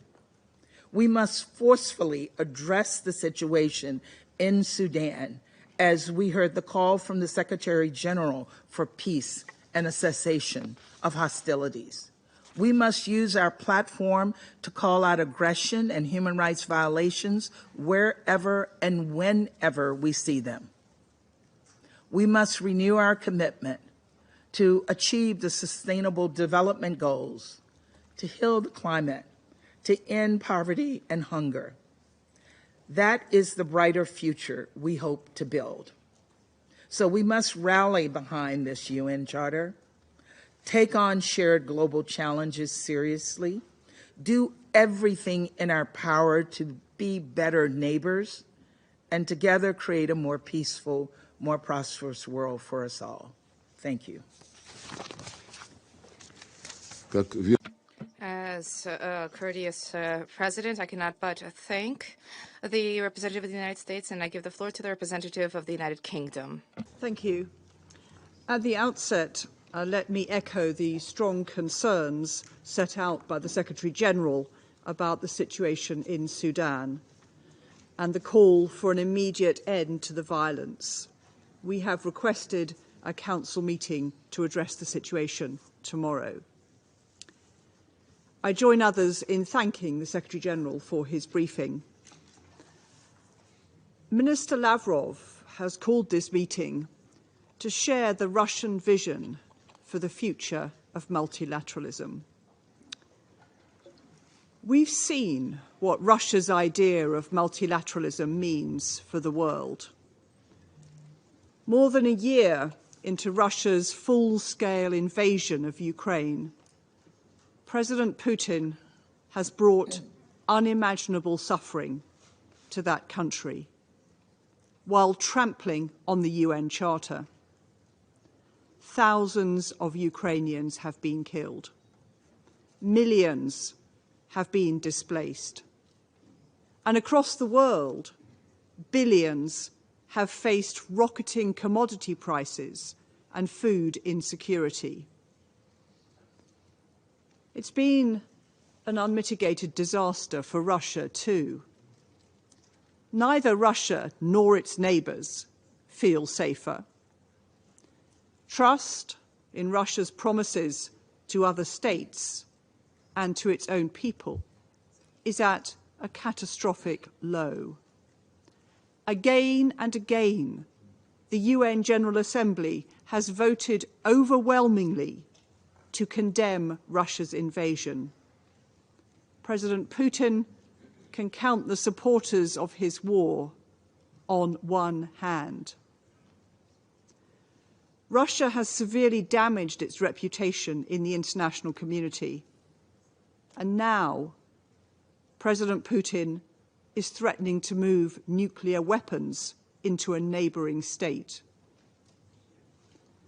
For Russians, the world is getting smaller. Many tens of thousands of Russian men and women have been killed. Hundreds of thousands have been mobilised against their will. Millions are fleeing the country to escape the draft. Independent journalists have been arrested. Free speech has been crushed. Russia's economy is shrinking.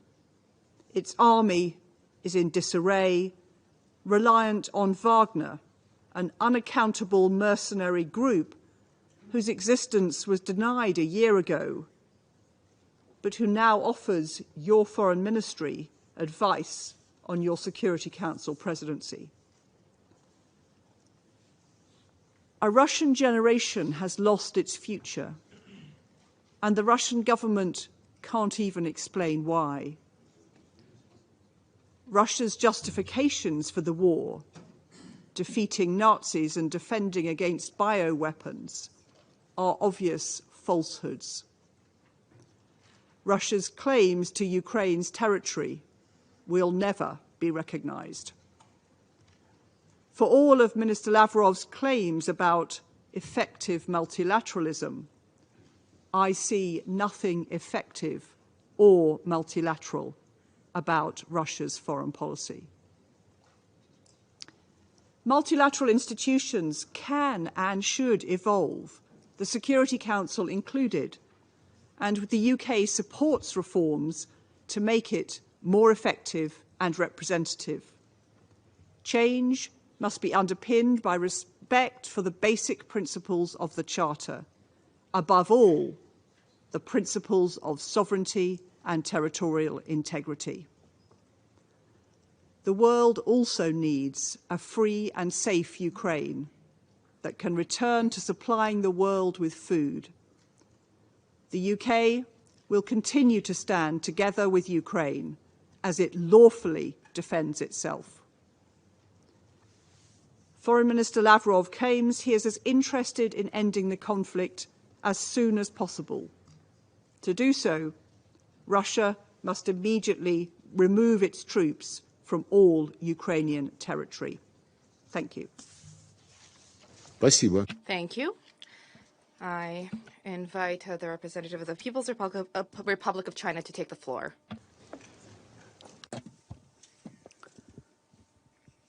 Thank you, Mr. President. Mr. President, I'm honored to speak as the representative of Mr. Qin Gang, State Councilor and Foreign Minister of China. China thanks Russia as President of the Security Council for this month for its initiative to convene this open debate and welcomes Foreign Minister Lavrov's presiding over this meeting. I also thank Secretary General Guterres for his briefing. I also agree with his assessment on the current challenges we are facing. The world is standing at a historic crossroads now. The humanity is facing unprecedented global challenges. Acts of hegemony and bully are causing colossal harm to the world. Bloc politics are creating huge divisions and confrontations. It has become all the more urgent and important to uphold the U.N. Charter. What is most needed now is for all countries to practice genuine multilateralism, strengthen unity under the banner of the United Nations, enhance the effectiveness of the global governance system, achieve common security, promote common development, and open up a common future. First, the authority of the UN Charter must be firmly safeguarded.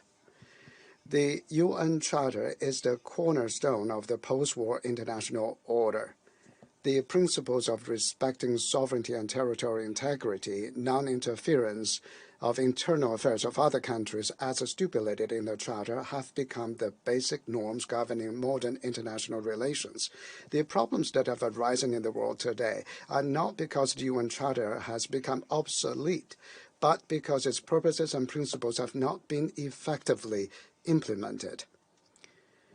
The security and well-being of present and future generations of mankind still depend on the continued promotion of the spirit of the Charter and on the preservation of the status and role of the United Nations.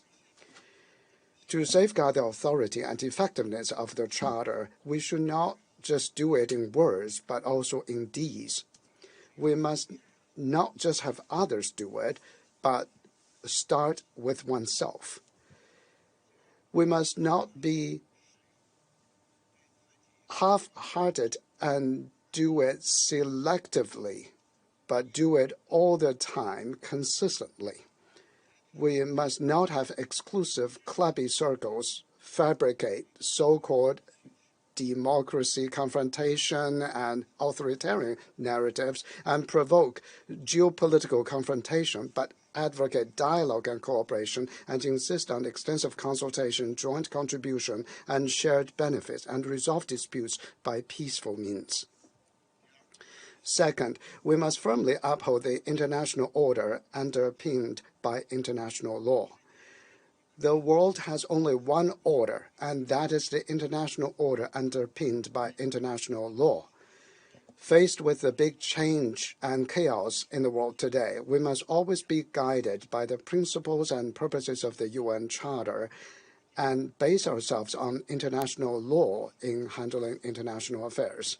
This is an important guarantee for upholding fairness and justice, addressing global challenges, and safeguarding the sovereignty, security, and development interests of all countries. We oppose some countries distorting the meaning of international law, imposing its own will on the international community, packaging it into the so-called rules-based international order, and wantonly violating the legitimate rights of other countries in violation of rule of law, international rule of law. We also oppose the belittling of international agreements, whether it is arbitrarily tearing them up or having double standards.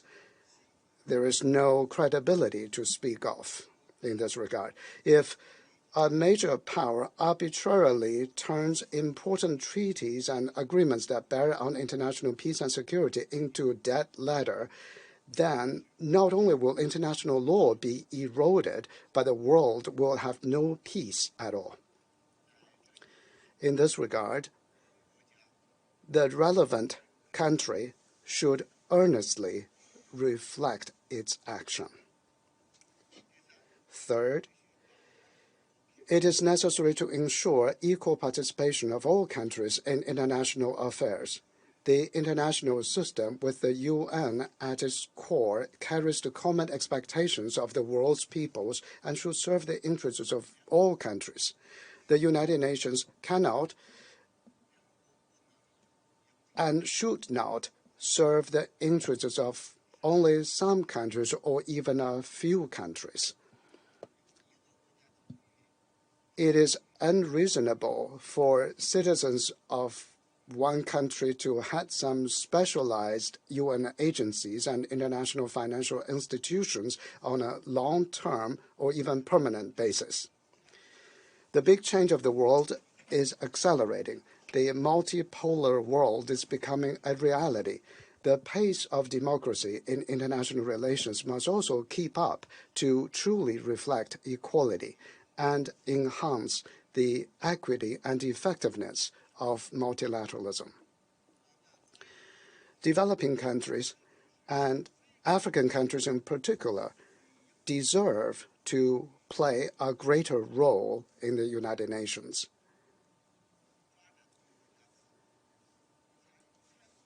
The right of developing countries to participation and decision-making must be ensured. We support the initiative of Secretary General Guterres to reform the international financial institutions, and we must act immediately to improve the global governance system. Fourth, unilateral sanctions that violate international law must be resisted. unilateral sanctions indiscriminately imposed by the United States and other countries outside the Council mandate are entirely for maintaining their hegemony, technological monopoly, and ideology. Their practice has no legal basis. This stands in sharp contrast to the development and progress of the world. Unilateral sanctions are like a rampaging monster, constantly creating and aggravating humanitarian crisis, violating the basic rights of women and children, hindering the development and progress of countries, especially small and medium-sized countries, and causing immense damage to the harmony and stability of international relations. What is of greater concern is that unilateral sanctions, often in the name of upholding international law and implementing Council resolutions, have subjected the United Nations to unfounded accusations and weakened its authority for multilateralism.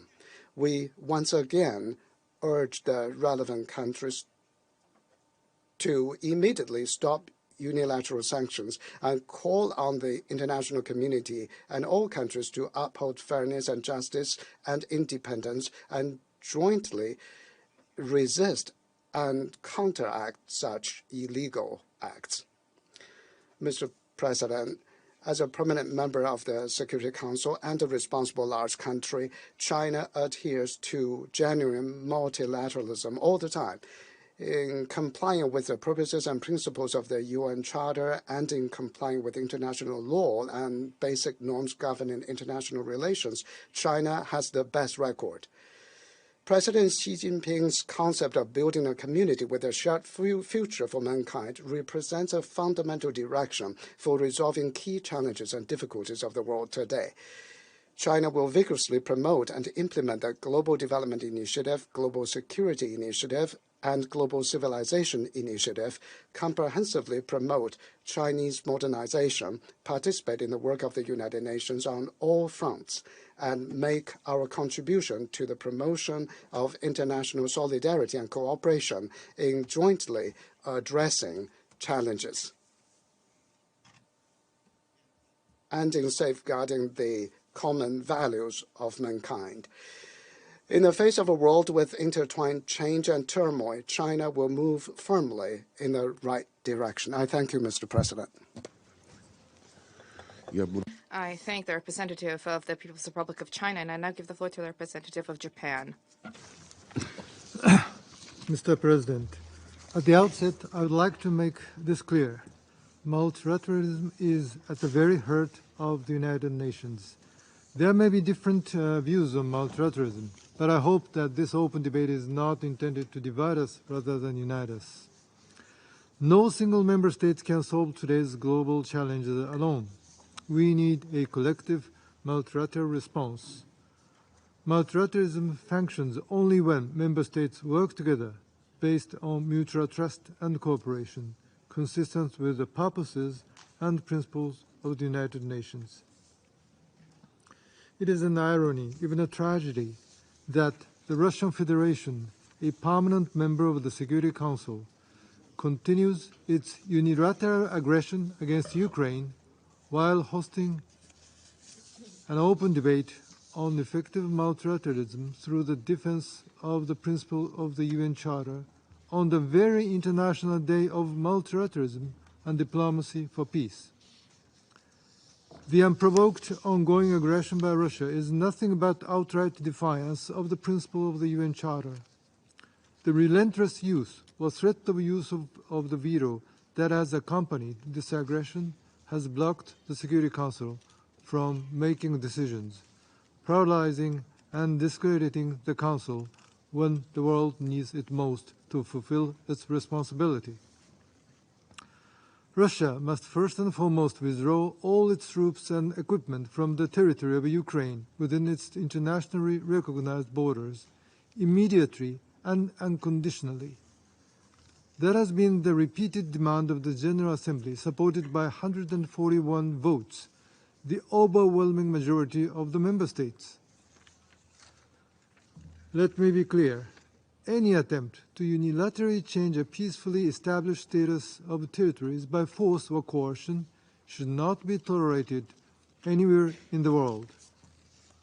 Also, any statement to deny sovereignty, independence, and territorial integrity of Ukraine, neighboring countries, or any other member state should not be tolerated, especially those by a permanent member of this Council. The concept note of this open debate circulated by Russia does not mention a single word regarding Ukraine, nor the aggression against it, and instead just criticizes many other past crises and invasions. There is no country with a flawless historical record. All of us should squarely face that reality and be humble about it. But having said that, it would be a misuse and politicization of the word multilateralism if it was solely meant to criticize selectively chosen unilateral actions of other countries. Such a narrative, in an attempt to garner support for one's own camp and legitimize one's actions, would only create further division among us and undermine the rule of law and multilateralism itself. Revitalizing and upholding multilateralism is more important than ever. Let us remind ourselves, this is not the first time we have been divided. Every previous time, we found a path to overcome our divisions. So let us go back to the starting point. The purposes and principles enshrined in the U.N. Charter and the rule of law underpins effective multilateralism in a world of diversity. This is why Foreign Minister Hayashi reiterated his call for uniting for the rule of law in this chamber in January. This is why Japan promotes the rule of law in the Security Council and beyond.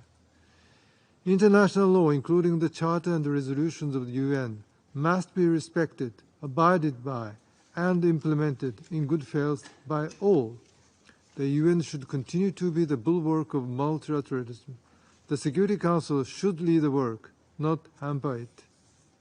We have to admit, the UN has never been perfect. Nonetheless, we all need the UN at the core of multilateralism. We have to strengthen the function of the UN through reform to better reflect today's reality rather than that of almost 80 years ago, just as reminded by the Secretary General in his briefings.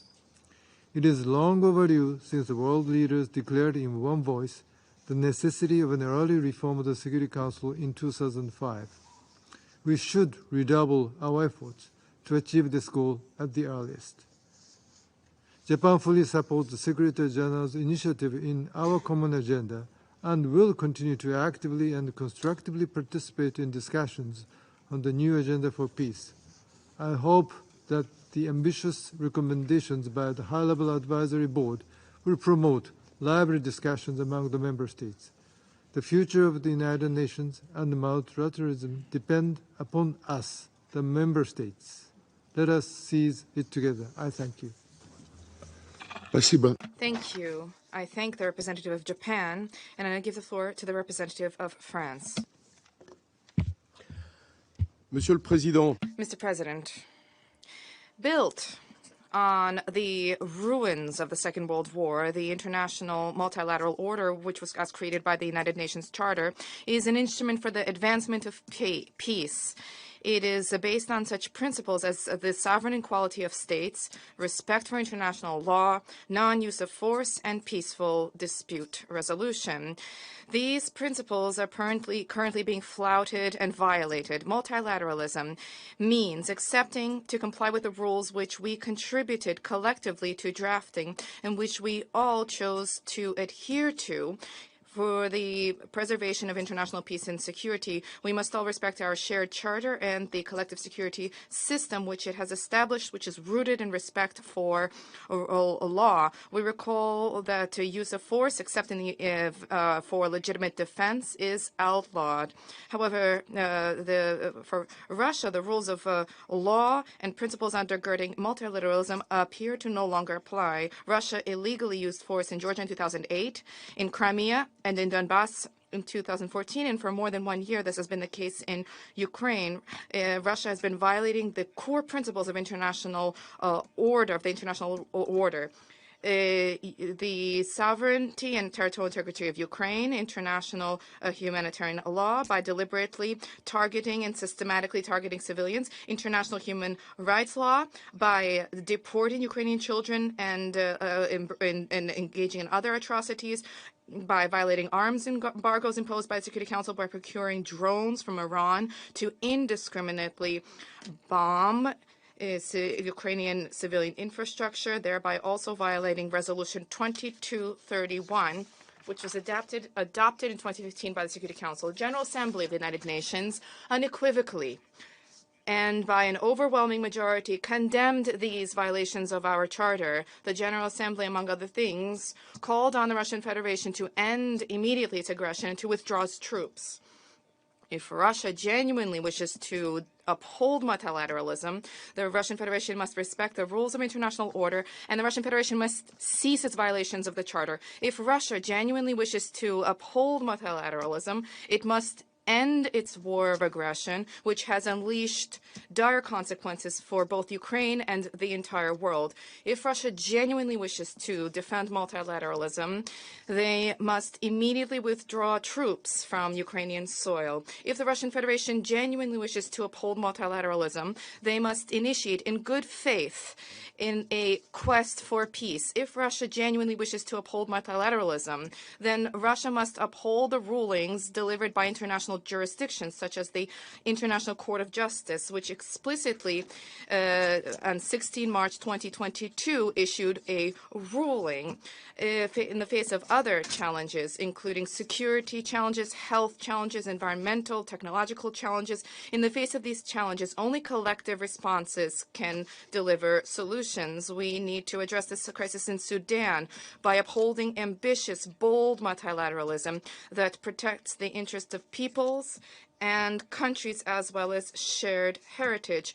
Only the strict respect for the principles of international law and greater cooperation can allow us to collectively maintain international peace and security. The law of the strongest protects nobody. We support international institutions and the reform thereof to adapt global governance to reflect present-day challenges. This is the case for Security Council reform. France supports its expansion. Alongside Mexico, we have advanced an initiative proposing that the 5 permanent members collectively and voluntarily refrain from usage of the veto in the case of mass atrocities. We urge all member states to join this initiative, which has already secured the support of 106 members. France has been contributing to the considerations initiated by the Secretary General for the future of our planet and of our populations. We have contributed with the adoption of a new agenda for peace. France has also been fully mobilized for the achievement of the Sustainable Development Goals. We remain a leader in terms of global health, for education, countering food insecurity, countering climate change, protection of land and sea biodiversity. Alongside Costa Rica, France will host the United Nations Conference on Oceans in 2025. We will also host in June in Paris a summit to help secure a new global financial compact in a context where the Russian aggression in Ukraine has seriously worsened the situation of the most vulnerable countries and the food insecurity there. France has been advancing gender equality, including through the Women, Peace and Security agenda of the Security Council. We support the initiatives of the Secretary General, and France fully supports the Secretary General's recommendations under our common agenda, which calls for inclusive, effective, efficient multilateralism in order to address the most pressing challenges of humanity. Let us continue to demand respect for our shared rules.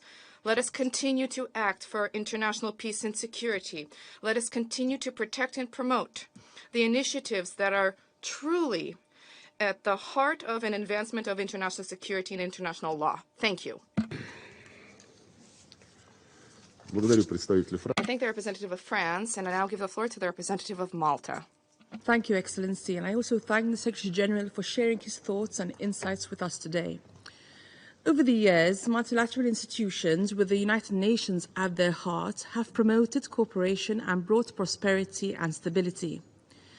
To make sure that our institutions continue to serve us well, we must recommit to a revitalized multilateral system and uphold the fundamental principles underpinning them, especially at a time when they are being undermined. This is needed to help us address the unprecedented global challenges we are facing. Enhanced cooperation between multilateral organizations at international and regional level, with the UN at the core of this work, is especially important in the areas of peace and security and sustainable development. Malta is a strong advocate for the integrity, independence and functionality of the UN human rights mechanisms. Human rights are universal and indivisible. A transformational shift in global governance to respond to growing inequalities is also needed. Building equality through multilateralism requires the full, equal and meaningful participation of women to promote gender transformative actions and agreements. Allow me to make two observations on the concept note circulated ahead of this meeting. First, it is important to highlight that since the creation of the United Nations, the world has been widely guided by the UN Charter and its fundamental principles, among which the principle of sovereign equality of states. It is also worth highlighting that according to the 1970 UN Declaration, there is no conflict between the principles of international law as they are interrelated, and each principle should be constructed in the context of the other principles. In this context, we can never accept the results of last year's illegal referendums engineered by Russia as a pretext for further violation of Ukraine's independence, sovereignty and territorial integrity. We can neither recognize the so-called republics emerging from Russia's illegitimate acts towards Ukraine and their strive for interdependence or strategic autonomy, as indicated in this concept note. On the contrary, such actions contribute to the unraveling of the rules-based order. Second, it is deeply worrying that the Russian Federation, a permanent member of the Security Council, blatantly disregarded the primary function of the Security Council, to maintain international peace and security, when it launched its aggression against Ukraine. Neither can we forget that this illegal, unprovoked and unjustified war generated one of the worst refugee crises since the Second World War, a global grain shortage, hundreds of thousands killed or injured, forced deportations of children, worldwide anxiety for a nuclear disaster, and negatively impacted the credibility of the Council. On this occasion, we once again urged the Russian Federation to stop this war, withdraw its military forces from the entire territory of Ukraine within its internationally recognized borders, and turn to dialogue and diplomacy as the tools which can bring stability to the region. As an elected member of the Security Council, Malta firmly believes in applying in good faith the toolbox for the peaceful settlement of disputes contained in Article 33 of the Charter. In the same vein, there is space for the Security Council to strengthen its cooperation with the ICJ and the ICC. On Security Council reform, Malta is firm in its conviction that the Council needs to reflect today's realities and challenges. To respond to true multilateralism, we underline the need for the Council to also be more inclusive. Malta is a strong supporter of the standing mandate for a General Assembly debate when a veto is cast in the Council. In the same vein, we also fully support the political declaration on suspension of veto powers launched by France and Mexico, as well as the Act Code of Conduct. Finally, Malta unequivocally supports the UN Secretary General's key proposals traversing our common agenda report. All the current OCA-related negotiations on progressing the work of the organisation and enhancing the constructive power of multilateralism, as well as the work of the High-Level Advisory Board on Effective Multilateralism established by the UN Secretary General in March 2022. In preparation for the 2023 Sustainable Development Goals Summit, we underscored the need for the international community to take stock of the progress we have achieved so far and the gaps that remain, while engaging in intensive multilateral efforts to bridge the implementation of the SDGs back on track. We also look forward to the September 2024 Summit of the Future to advancing ideas for governance arrangements in areas of global commons. I thank you. I thank the representative of Malta, and I now give the floor to the representative of Ecuador. Mr. President, I wish to begin by thanking the Secretary General of the United Nations, Antonio Guterres, for his briefing. I also wish to underscore the value of the focus given to today's debate. This debate complements that organized by India in December of 2022, entitled New Orientations for Reformed Multilateralism. Today's debate also complements the meeting organized by China in May of 2021 on upholding multilateralism and the UN-centered international system. Furthermore, it also complements the debate convened by Vietnam in January 2020 on upholding the UN Charter for the maintenance of international peace and security. In other words, year after year, this chamber witnesses states agree on the need to guarantee an effective multilateralism through the defense of the United Nations Charter. The problem is that since January 2020, instead of abating, conflicts have increased in number, and this in spite of the Secretary General's appeal for a global ceasefire. Mr. President, if we're going to talk about multilateralism, well, the time has come to go from words to action, from discourse to deed. Following the tragic events which drove humankind to two global conflagrations, with the United Nations Charter that today we defend, we enshrined the principle of multilateralism. Never again would a nation, however powerful it may be, never again would that nation be able to imperil the peace and security of another nation or of the world as a whole, simply because doing so would suit its own interests or ambitions. The obligation and principle of the peaceful settlement of disputes is a pivotal one. That was reiterated by this very Security Council with the presidential statement issued on the 6th of May 2022 on maintenance of peace and security in Ukraine. In only 2 weeks, we will mark the first anniversary of that statement. It has yet to be implemented. Another central principle of the United Nations Charter, and one that is sacred to states, is the inviolability of territorial integrity. As such, we can say that today's debate will have been utterly pointless if, once it closes, there is not one less conflict, one less war, or one less invasion.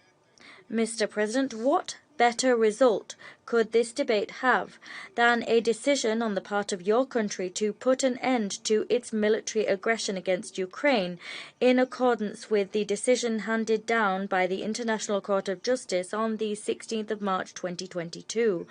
What better legacy could there be of your presidency than if your government chose to return to the path of peace and to withdraw its occupying troops? None of the pretexts invoked to attack Ukraine in violation of the UN Charter has legal merit. Not one of them. In this chamber, we've been told, for example, that the invasion of Ukraine is a response to a supposed phobia that exists of Russian culture. We've been told that this invasion is a response to a supposed Western conspiracy to weaken Russia. We've been told that Russia is acting in self-defense in response to anti-Russian policies imposed by Ukraine on certain inhabitants. None of these arguments have any grounding in the UN Charter. It goes without saying. We must remember that the Charter is one, indivisible and universal. Mr. President, there is not a United Nations Charter for the West, another for the East, another for the North, and another for the South. There is not a United Nations Charter for Muslims, another for Christians, and another for Jews. We also can't talk about a charter for Africa, another for Europe, or another for America, and so on. No, Mr. President, the Charter is, I repeat, one charter. It is indivisible and universal. How could we neglect to recognize Russia's vast contribution, including that made by its major cultural torchbearers, Tolstoy, Dostoevsky, Pushkin, or Pasternak? But is there any way we could imagine for even a minute that those cultural envoys would be in agreement with the death and pain that this absurd war is inflicting upon millions of people? The concept note of this debate asks the question, how can the United Nations contribute to a smooth transition to a fair and equitable global order? I can assure you that war and violence will in no way lead us to a fairer and more equitable order. Quite on the contrary. Ladies and gentlemen, global military expenditure exceeded $2 trillion in 2022. That alone undermines the primary objectives of multilateralism and the goals of this organization: peace, security, sustainable development, and human rights. Worse still is the fact that we need to again recall that nuclear weapons have no place in a law-based international order. They defy the existence of humankind. Consequently, we cannot talk about effective multilateralism if we do not move towards effective arms control and disarmament. Even Article 26 of the UN Charter itself refers to the least diversion for armaments of the world's human and economic resources. Let us silence the guns and honor the promise of peace that we made in San Francisco. Let us honor our commitment to living side by side as good neighbors. What more fearsome enemy is there to multilateralism than treating the world as a risk board or any board game? That was the world view of the colonial powers of the 19th century, the world view of the fascist and Nazi regimes of the 20th century, regimes that invaded and annexed other nations, subjugating them by force, and at times using shameful referenda to lend a veneer of legality to their actions. This practice is not only now incompatible with the United Nations Charter, it is also ethically unacceptable. Ecuador cannot remain silent in the face of this situation. As such, we are resolute in supporting Security Council reform and the establishment of a new agenda for peace. But let us make no mistake, any institutional framework, however modern it may be, any planning tool, however strategic and updated it is, will be nothing more than an empty shell if they do not go hand in hand with a behavior change on the part of states. In this regard, the permanent members of the Security Council have the obligation to demonstrate responsible leadership which understands and respects the principle res communis omnium. According to this principle, the commons cannot be appropriated by one individual because the commons are there for the common benefit of the international community. As was stated by Boutros Ghali, only one power can impose order on chaos. That is the power of the principles which move beyond changing opinions about what is most suitable in the short term. To conclude, I must recall that multilateralism is not an end in itself, but rather a means. However, it is something upon which women and girls in Haiti, Colombia, Yemen, Afghanistan, Syria, or Somalia depend. We all depend on it. And indeed, all of our nations depend on it. Let us defend the UN Charter. Let us do so by practicing restraint and tolerance, by keeping and building peace. As was reminded by the Secretary-General in his report on our common agenda, peace is a global public good that we must protect and manage. Thank you very much. I thank the representative of Ecuador, and I now give the floor to the representative of Albania. Thank you. Let me start by thanking the ESG for his remarks and pay tribute to his tireless efforts, to his clear, strong, and always principled position in favor of peace and security and of multilateralism in respect of the UN Charter. Colleagues, 400 years ago, François de la Rochefoucauld has said, and I quote, "Hypocrisy is the tribute that vice pays to the virtue." Fast forward to this meeting, and there is a flagrant contradiction we find ourselves in today. A permanent member of the Security Council has openly and defiantly disregarded the UN Charter. That very country has knowingly and willingly transgressed every rule commonly established regarding relations between states.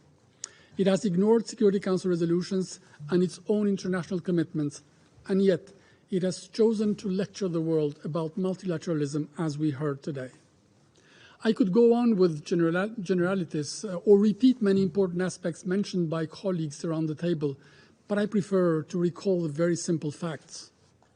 Russia is waging an unjust, unjustified and illegal war of aggression against a sovereign nation. It is questioning its right to exist and has the audacity to pretend to come to the rescue of sovereign equality. The Russian military, including the Wagner Group, are committing horrible crimes in Ukraine as documented by the UN, and Russia is pretending to defend universal values.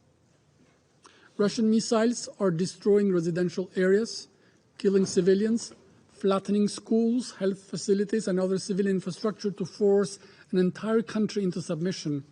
And Russia has come here to share its views about friendly relations and cooperation among states. If it weren't for the thousands of innocent victims, the millions forcefully displaced, for the countless children stripped of their dreams and deprived of their childhood, for the immense pain of those tortured, of women raped and families torn apart, it would have been a parody, something the Monty Python would have entitled "Preserving the UN Charter the Russian Style, Shred It and Store It 6 feet under." Unfortunately, this isn't a parody and we cannot laugh. What has happened in Ukraine is a tragedy, a man-made catastrophe with serious security repercussions in Europe and detrimental ripple effects around the world. It represents the contrary of everything we stand for and everything that gets us together here. Therefore, no peace-loving nation will buy an artificial parallel reality engineered to transform the aggressor into a defender of the UN Charter, the arsonist into a firefighter, and the warmonger into a peacemaker. This is the real issue, and this is what we think we should be talking about, especially on this day. Colleagues, the ongoing war in Ukraine and the current global reality pose the fundamental question of multilateralism, its future and our ability to defend it. Almost 8 decades have clearly shown that multilateralism has been and remains indispensable to promoting peace and stability, uphold the rule of law, promote and protect human rights. Today, we need multilateralism more than ever because we know that global challenges require global solutions, that we can achieve more by working together rather than by pursuing our interests individually. No country alone, whatever its size and wealth, will be able to deal successfully with climate change, transnational terrorism, or future pandemics.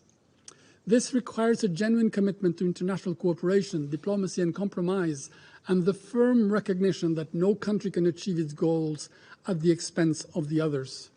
This requires defending and standing by what we have agreed, respecting international commitments and denouncing those who abuse and deform its spirit under the disguise of defending it. Colleagues, the UN needs reform to strengthen it, make it more efficient, more resultative, not to undo it. We do not want a world fueled by resuscitated imperial appetites, a world fragmented by new rivalries instead of one united in purpose. The number of poles will be meaningless and ridiculous if we fail to address the fundamental challenges posed by climate change and environmental deterioration. The UN General Assembly has confirmed several times that it will not accept a future where might dictates the right, that it will not be trolled by cynical semantics where an aggression is labeled special operation and crimes are disguised as special care. Yes, let's call a spade, since hypocrisy is nothing more than the audacity to preach integrity through depravity. And unfortunately, there was a ton of it from Russia today in a toxic mixture of everything that fits its propaganda. In particular, it has become a Russian obsession to refer to the Republic of Kosovo, a country recognized by more than half of the UN, to justify its unlawful actions in Georgia in 2008, in Ukraine since 2014, which, as we all know, is going on to this hour. The International Court of Justice has ruled that the independence of Kosovo is in accordance with international law. The same ICJ has asked for Russia to stop its war. Therefore, there is nothing that sounds hollower than the desperate effort to justify the unjustifiable and its attempt to hide behind the unacceptable. As we know, you cannot hide the sun with the finger, and today, once more, we did not hear anything on the key issue. Under which article of the UN Charter has Russia attacked its neighbor and has annexed by force parts of its territory? Colleagues, if we want to maintain the UN as the cornerstone of the multilateral world, we need to show respect for each other, not contempt. We need to show solidarity, not threats. We need to show diplomacy, to choose diplomacy and foster dialogue, not wage war. We need to work together, abide by our commitments, and we need justice through accountability for crimes committed and for the perpetrators to be held to account. In today's terms of urgency, this means that Russia must end its war, withdraw its troops from Ukraine, and respect its sovereignty and its territorial integrity within the internationally recognized borders. And I thank you. I thank Albania. And I now give the floor to those members of the organization who wish to take the floor during today's open debate. And the first to take the floor, I give is a representative of Mr. Gerardo Peñavel Portal, the First Deputy Minister of Foreign Affairs of Cuba. You have the floor, sir. Señor Presidente. Thank you very much indeed, Mr. President. Mr. President, we endorse the statements made that will rather shortly be made by the chair of the Coordinating Bureau of the Non-Aligned Movement, the representative of Azerbaijan. We also align ourselves with the statement to be made by Venezuela on behalf of the group of friends in defense of the UN Charter. We welcome here among us today the presence of the Minister for Foreign Affairs of the Russian Federation as President of the Security Council. We also recognize the Deputy Minister. We welcome the convening of this open debate as we mark the International Day of Multilateralism and Diplomacy for Peace. This was an initiative promoted within the General Assembly of the United Nations by the sister Bolivarian Republic of Venezuela when it held the chairmanship of the non-aligned movement between 2016 and 2019. Mr. President, in the currently complex landscape marked by an escalation of tensions and new forms of domination and hegemony, we are seeing threats to international peace and security grow, and we're seeing the gradual weakening of multilateralism. The global multidimensional crisis that we're currently witnessing has been rendered more acute by the COVID-19 pandemic. It is dealing a heavier blow to the countries of the South, and this is a result of the unjust and unsustainable prevailing international order. We've seen inequalities worsen, social marginalization heighten, and poverty grow more severe. Wars are abounding, non-conventional wars are intensifying, and we're seeing the arms race continue at breakneck speed. Attempts have been made to reimpose a unipolar order. This is being done by nations showing blatant disregard for international treaties and by their increasing the application of unilateral coercive measures. And these join other frequent violations of the United Nations Charter and international law. These violations undermine the peaceful coexistence of nations. In the face of this grave reality, we reaffirm the need to pool efforts to strengthen multilateralism, international cooperation, and solidarity to tackle common challenges. There is an urgent need to usher in wholesale transformations of the United Nations organization in such a way as to allow us to move towards an international democratic order which is just, equitable, and which respects the sovereign equality of states, and this for the benefit of present and future generations. We must promote a culture of peace, one which guarantees the security and well-being of our nations. We must revitalize and strengthen the role of the UN General Assembly without there being any interference of without the Security Council rather interfering in its work. There is an overriding need to reform the Security Council and to render it a more transparent, inclusive, democratic and representative body. Mr. President, multilateralism and absolute respect for the purposes and principles of the UN Charter and international law are the way in which we can guarantee the peaceful coexistence of nations, and the only way that we can guarantee international peace and security, and the only way that we can find lasting solutions to systemic problems. We must immediately see the cessation of unilateral coercive measures and the establishment of spurious and arbitrary lists, such as that of states which supposedly sponsor terrorism. These lists run counter to international law. The world needs solidarity, cooperation, and mutual respect, not blockades nor sanctions. Cuba will continue to defend staunchly and consistently the Charter of the United Nations and international law. We will remain committed to the tenets of the Proclamation of Latin America and the Caribbean as a zone of peace. With strict adherence to these principles, we reaffirm our commitment to multilateralism and to the preservation of international peace and security. Thank you very much.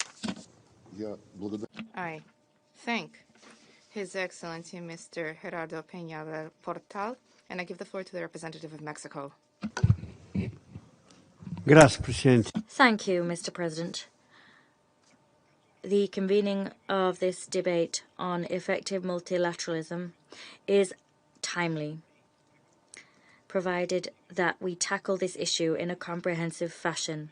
We are grateful to the Secretary-General for his lucid diagnosis of the problems we face. Mexico is convinced of the importance of multilateralism to address the common problems of humankind. However, for this multilateralism to be effective, states absolutely must uphold their obligations with strict respect for the rule of law. It is only in this way that we will be able to deploy the multilateral mechanisms required to avoid a situation where we see the collapse of the international order, or to avoid this order only being restored once it has collapsed. As such, the current challenges jeopardizing the effectiveness of multilateralism are huge. Constant violations of the UN Charter, constant violations of the Security Council's resolutions, and constant violations of the obligations emanating from political commitments and a range of treaties imperil international peace and security within a highly volatile arena. Regarding violations of the Charter, the invasion by one sovereign country of any other constitutes a flagrant violation of Article 2, Paragraph 4 of the Charter and constitutes an act of aggression pursuant to Resolution 3314 of the General Assembly. Moreover, we reiterate our concern too at the frequent invocations of self-defense against non-state actors. This is an abusive use of Article 51 of the Charter. Mr. President, we are currently facing the collapse of certain collective security systems on which our organization is built. Indeed, the lion's share of the world order is built on these systems. There is frequent non-compliance with decisions of the Security Council, and this non-compliance doesn't produce any great consequences. That fact undermines the Security Council's authority and its credibility in the eyes of the international community and in the eyes of the UN's peoples. Regarding non-compliance with international treaties, we'll refer to only one example, which has historically been a source of great concern for Mexico. More than 50 years have elapsed since the entry into force of the NPT. In that time, the commitments entered into by nuclear weapon states pursuant to its Article 6 have not been complied with, far from it. Something similar is occurring with political commitments in terms of small arms and light weapons, for example. This is an issue of great interest for many countries, including my own. It is regrettable that we continue to fail to adopt effective measures to prevent combat and eradicate the illicit trafficking of small arms and light weapons. Some of the primary producers of these weapons allow or tolerate the proliferation or deviation of these weapons, and that is a great catalyst for conflicts around the world. Therefore, effective multilateralism should take measures to contain and reverse situations such as these. Unfortunately, this is difficult to achieve, particularly in terms of peace and international security, when this council is paralyzed by a veto being used by a small number able to halt the international community's action. Multilateral legal bodies continue to have a limited scope. Consequently, we need to achieve the universality of the Rome Statute, which created the International Criminal Court. We need to make progress with the acceptance of the ICJ's jurisdiction. Reality is proving to be quite different. After almost 80 years, less than half of the UN member states accept the ICJ's jurisdiction. In conclusion, discussions such as that we're having today are necessary and timely. However, the challenges facing multilateralism greatly limit our organization. Preventive diplomacy and mediation, this has already been said, must be genuine options which go hand in hand with the vital reform of the Security Council if we really do wish to move towards a more effective multilateralism. As such, Mexico tables a proposal for a reform of the Security Council, which is comprehensive. The goal of this proposal is to lend momentum to negotiations underway within the General Assembly. Thank you. I thank the representative of Mexico, and I wish to remind all distinguished speakers of the request to limit the length of their statements to 4 minutes to ensure that the Security Council can carry out its work expeditiously. I now give the floor to the representative of the Islamic Republic of Iran. In the name of God, the compassionate, the merciful.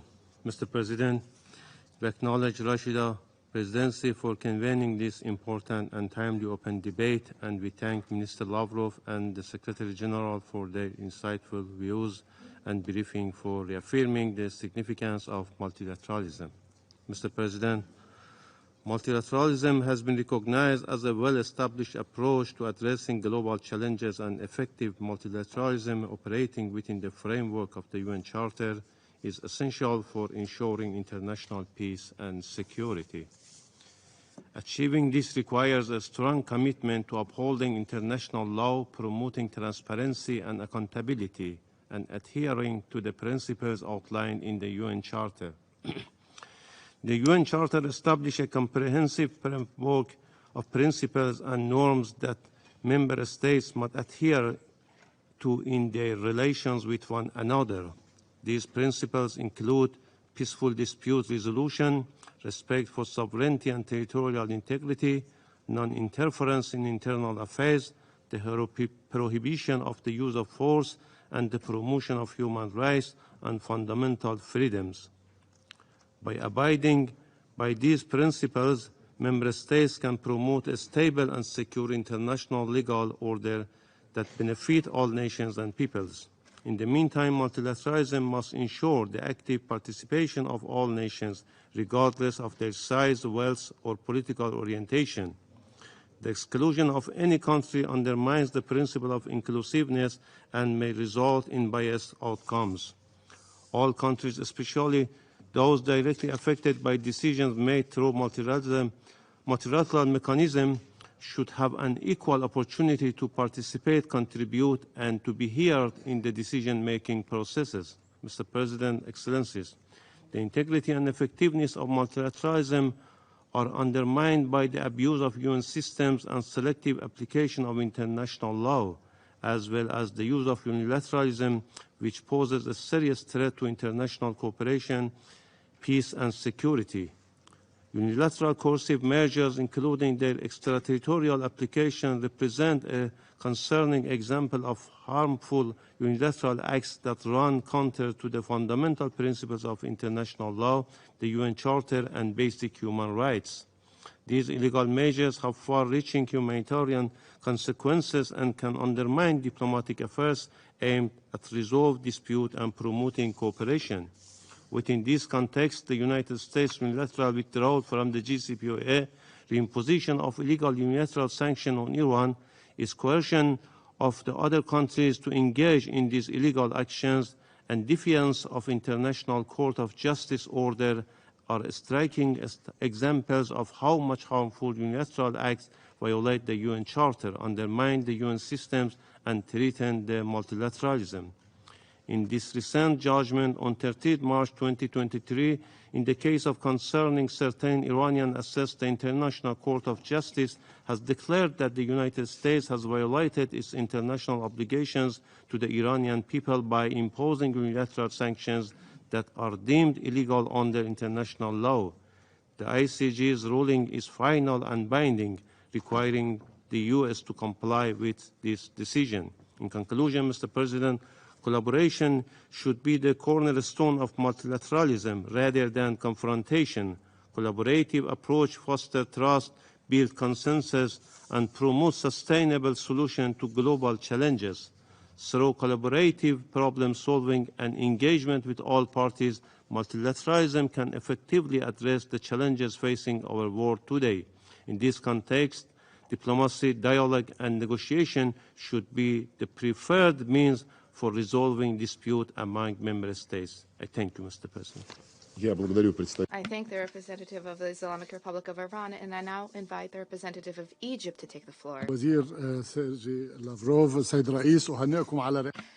Mr. Minister, we wish to congratulate you on your presidency of the Security Council this month of April, and we commend you for the choice of the theme for today's meeting. This is a theme which is of paramount importance for Egypt in the light of the challenges which our world has been encountering. It is incumbent upon us to work towards surmounting these challenges which have been affecting developing states, specifically African states. Today, we are discussing reinforcement of effective multilateralism. This needs to be more effective through and within the United Nations system. And in this regard, it is incumbent upon us to base ourselves on the principles of the United Nations Charter, which was the founding document for the United Nations. Let us recall a few historic elements. First and foremost, the signing of the Charter in 1945. This was a turning point in the history of humanity. The international community took an informed decision to base international relations on cooperation, on consensus, on justice, on peace, on peaceful coexistence, on collective security, on equality in terms of sovereignty, and on non-interference. Egypt is among the founding nations of the organization. Egypt has also played a key role in the creation of other international organizations and regional organizations, specifically the African Unity Organization, known today as the African Union, as well as the League of Arab States, the Organization of Islamic Conference, which is now known as the OIC, Organization of Islamic Cooperation, as well as we have contributed to a number of initiatives of regional groups and coalitions and interregional groups of coalitions such as G77 plus China, as well as a non-aligned movement. 75 years have elapsed since the inception of our organization, and we have observed a number of alarming practices. First and foremost, the setbacks and backsliding in a number of key principles which were at the heart of the creation of our organization. There have been attempts at interference in the internal affairs of states under various fallacious pretexts. Second, the monopolization by certain countries, specifically certain major powers, monopolization of decision-making without consultations with states in the concerned regions, specifically African states. And in this regard, let us recall the evolutions in Africa that have been observed over the past 7 decades. These developments mean that African states' opinions need to be taken on board. Third, there's been double standards. and a number of files, and these have affected political relationships as well as links and ties and relationships among other countries. Fourth, attempts by certain states to politicize international fora, and this has undermined the ability of these fora to act. And this has undermined international multilateralism, specifically through international trade as part of development and countering climate change. Fifth, the attempt by some to downplay the role of states by attributing greater importance to the actions of non-state actors. This is particularly alarming. If a number of non-state actors have an opportunity to play a positive role in some files, this does not mean that they can replace states or to engage in or to compete with states. Mr. President, overall reform of the international multilateral system needs to be based on the following. Number one, all states need to be convinced of the need for peaceful coexistence based on justice and equality. To achieve this, there is a need to revert back to the principles of the Charter of the United Nations to counter the various challenges which we currently face.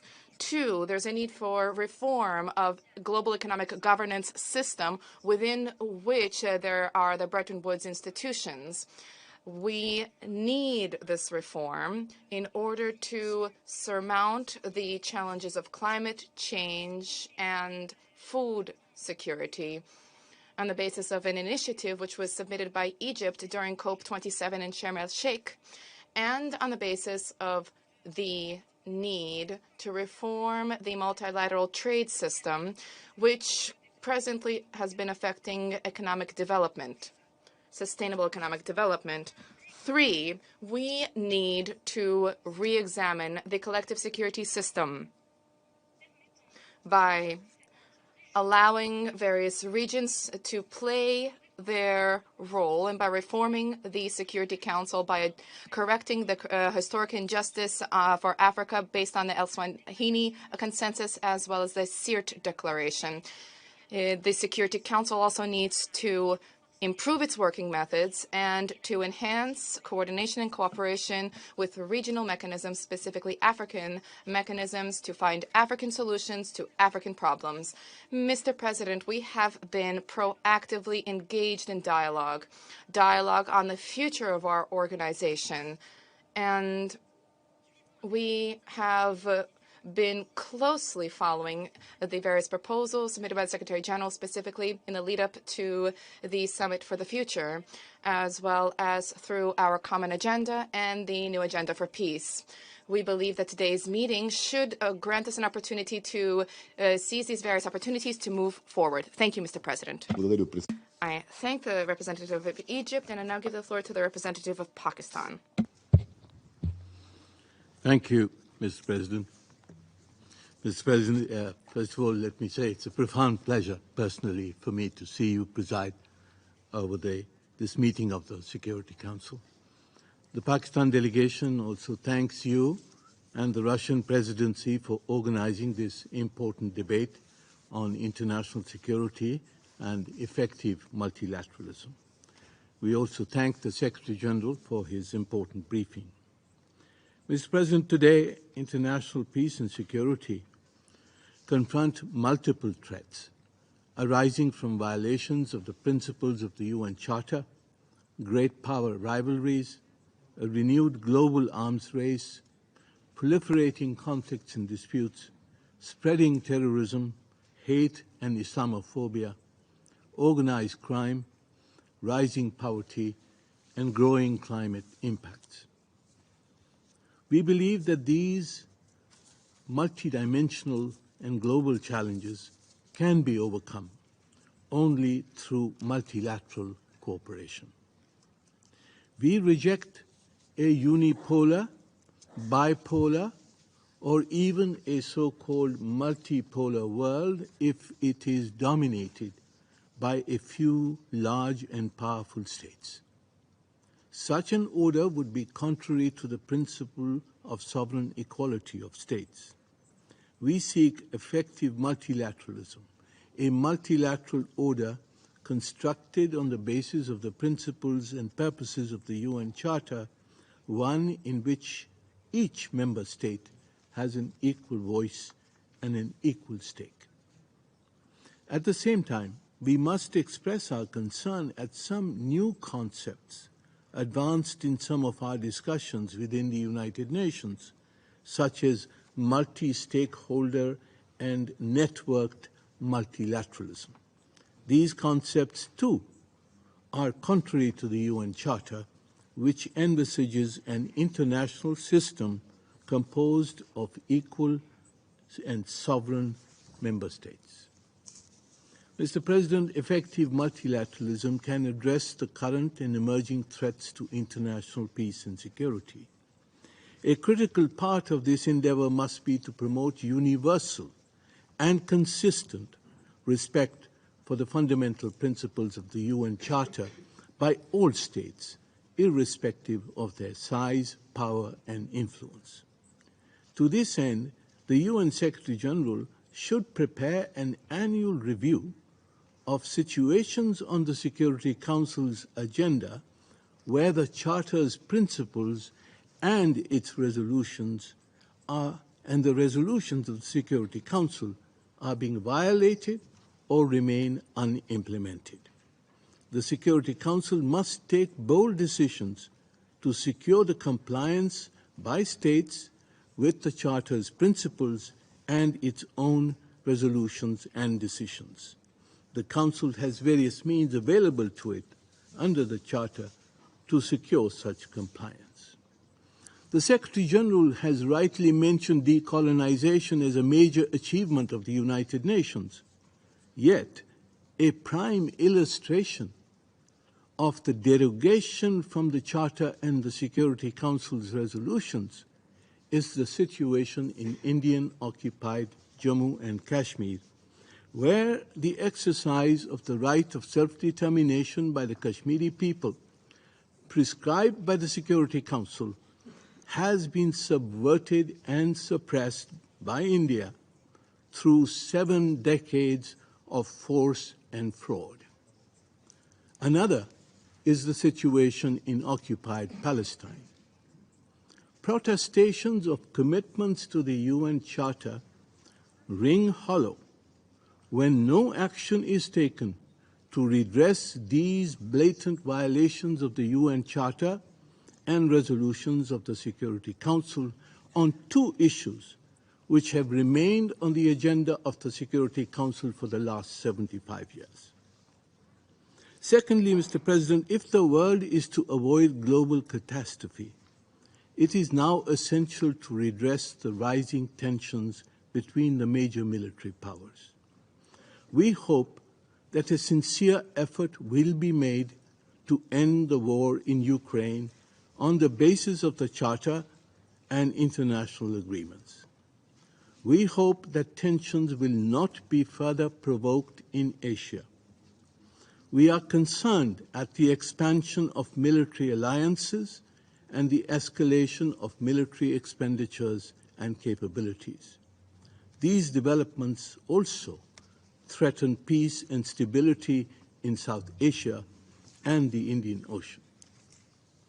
Mr. President, the summit of the future next year should reaffirm the solemn commitment, especially by the militarily significant states, to refrain from the use or threat of use of force, respect the UN Charter's principles, implement Security Council resolutions, restrain military expenditures and provocative deployments, and eschew military blocs and alliances. Mr. President, rising global tensions have undermined the entire edifice of arms control and disarmament. An uncontrolled arms race, which now encompasses several new weapons and new domains of competition, will sooner or later lead to a disastrous conflict involving states armed to the teeth with conventional and nuclear weapons.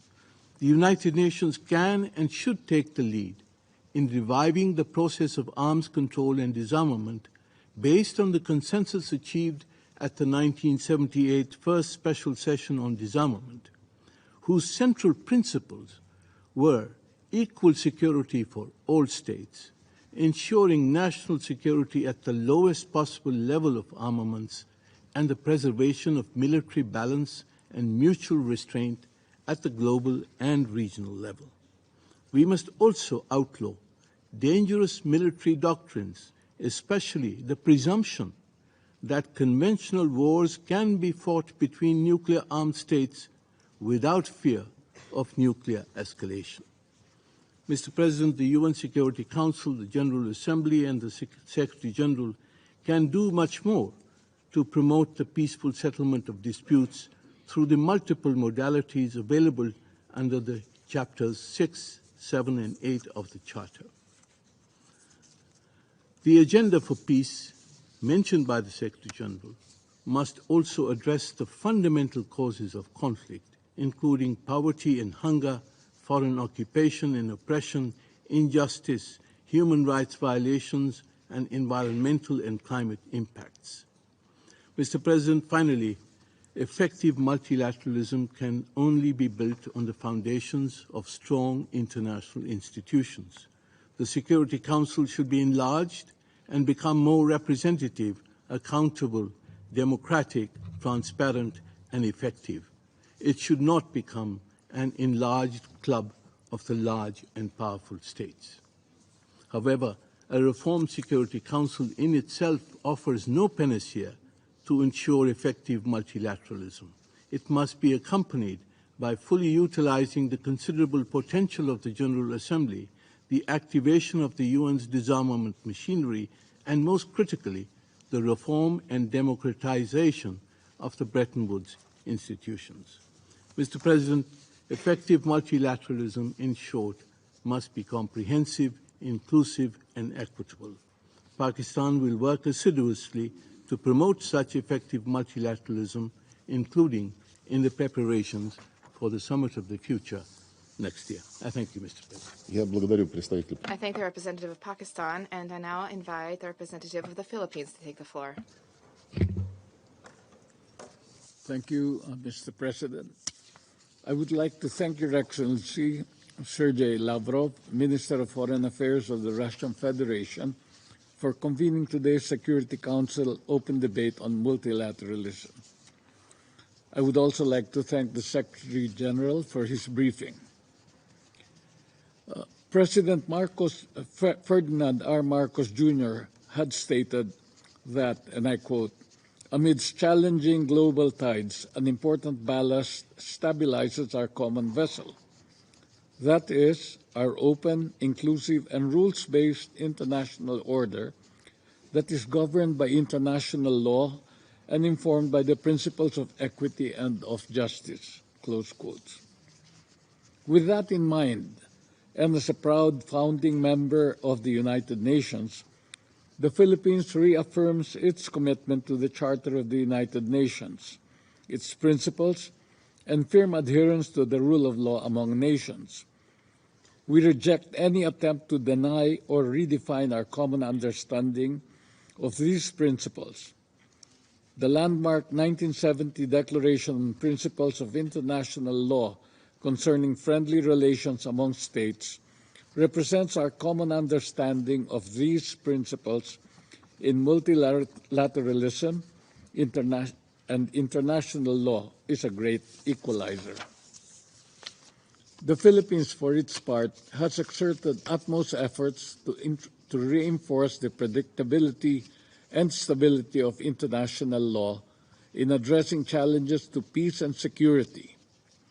International law provides a strong basis for dialogue and consensus in addressing differences.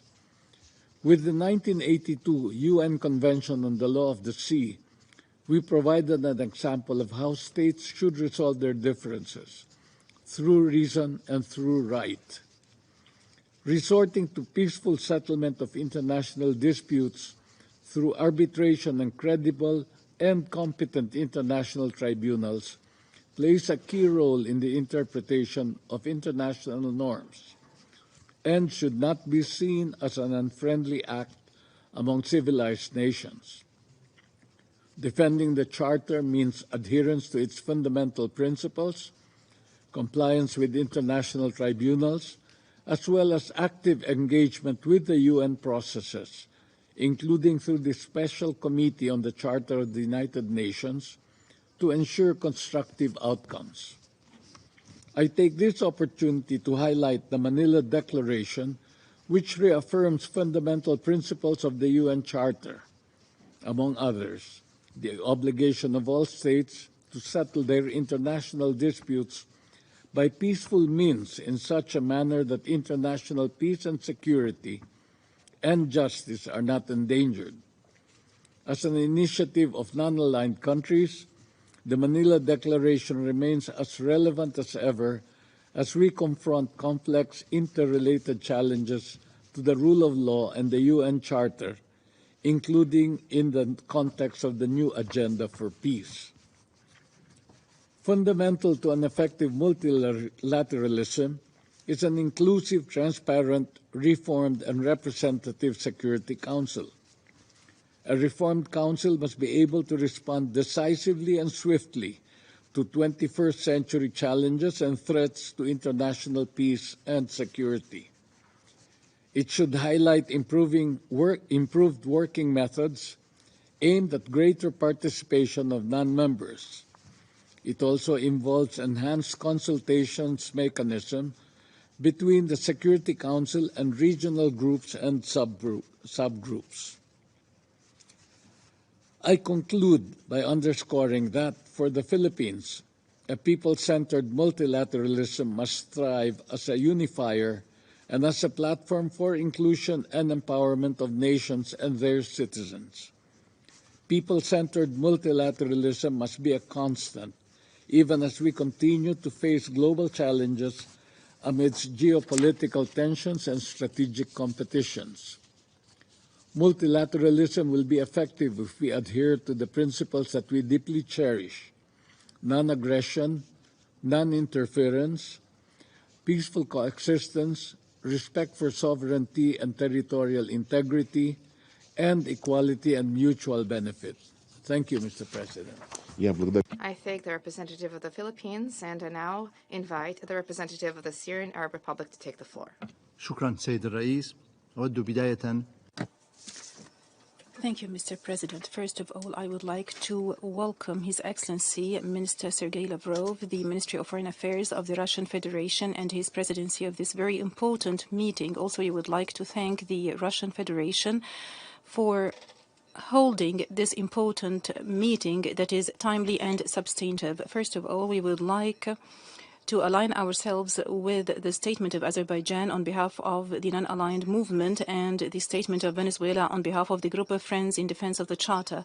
Mr. President,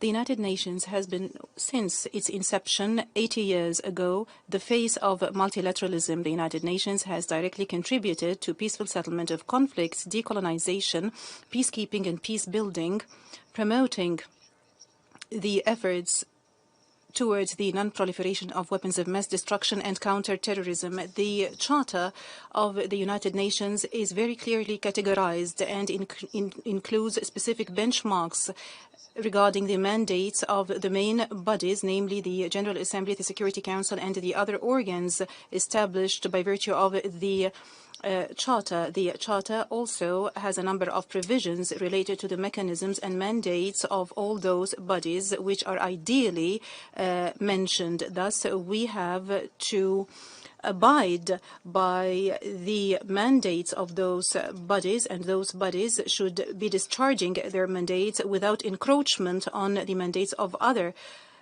organs and without exceeding their mandate. This also should avoid any chaos or competition amongst those bodies, whether at the level of decision-making or even crisis management and management of international conflicts.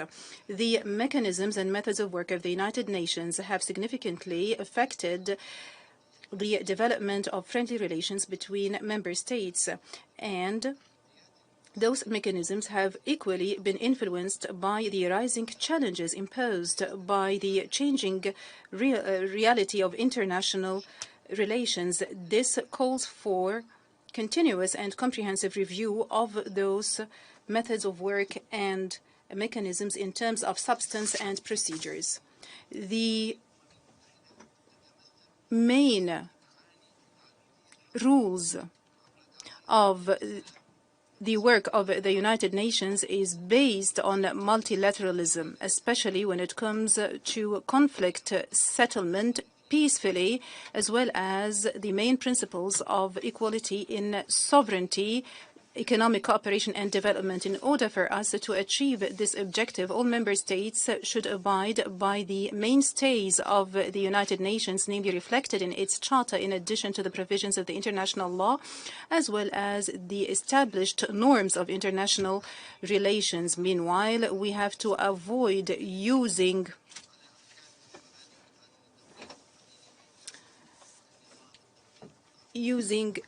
methods or using terminology that are not consensual, especially the term of rules-based system. The development and improvement of the work of the main bodies of the United Nations requires more objectivity and wise planning as regards the items on the agenda of those organs. Recently, the General Assembly has witnessed a remarkable increase in the number of items on its agenda, and there is an unprecedented increase in the number of unconsensual resolutions, and in many cases, a vote is required, notwithstanding the differences on the substance and procedures of those resolutions.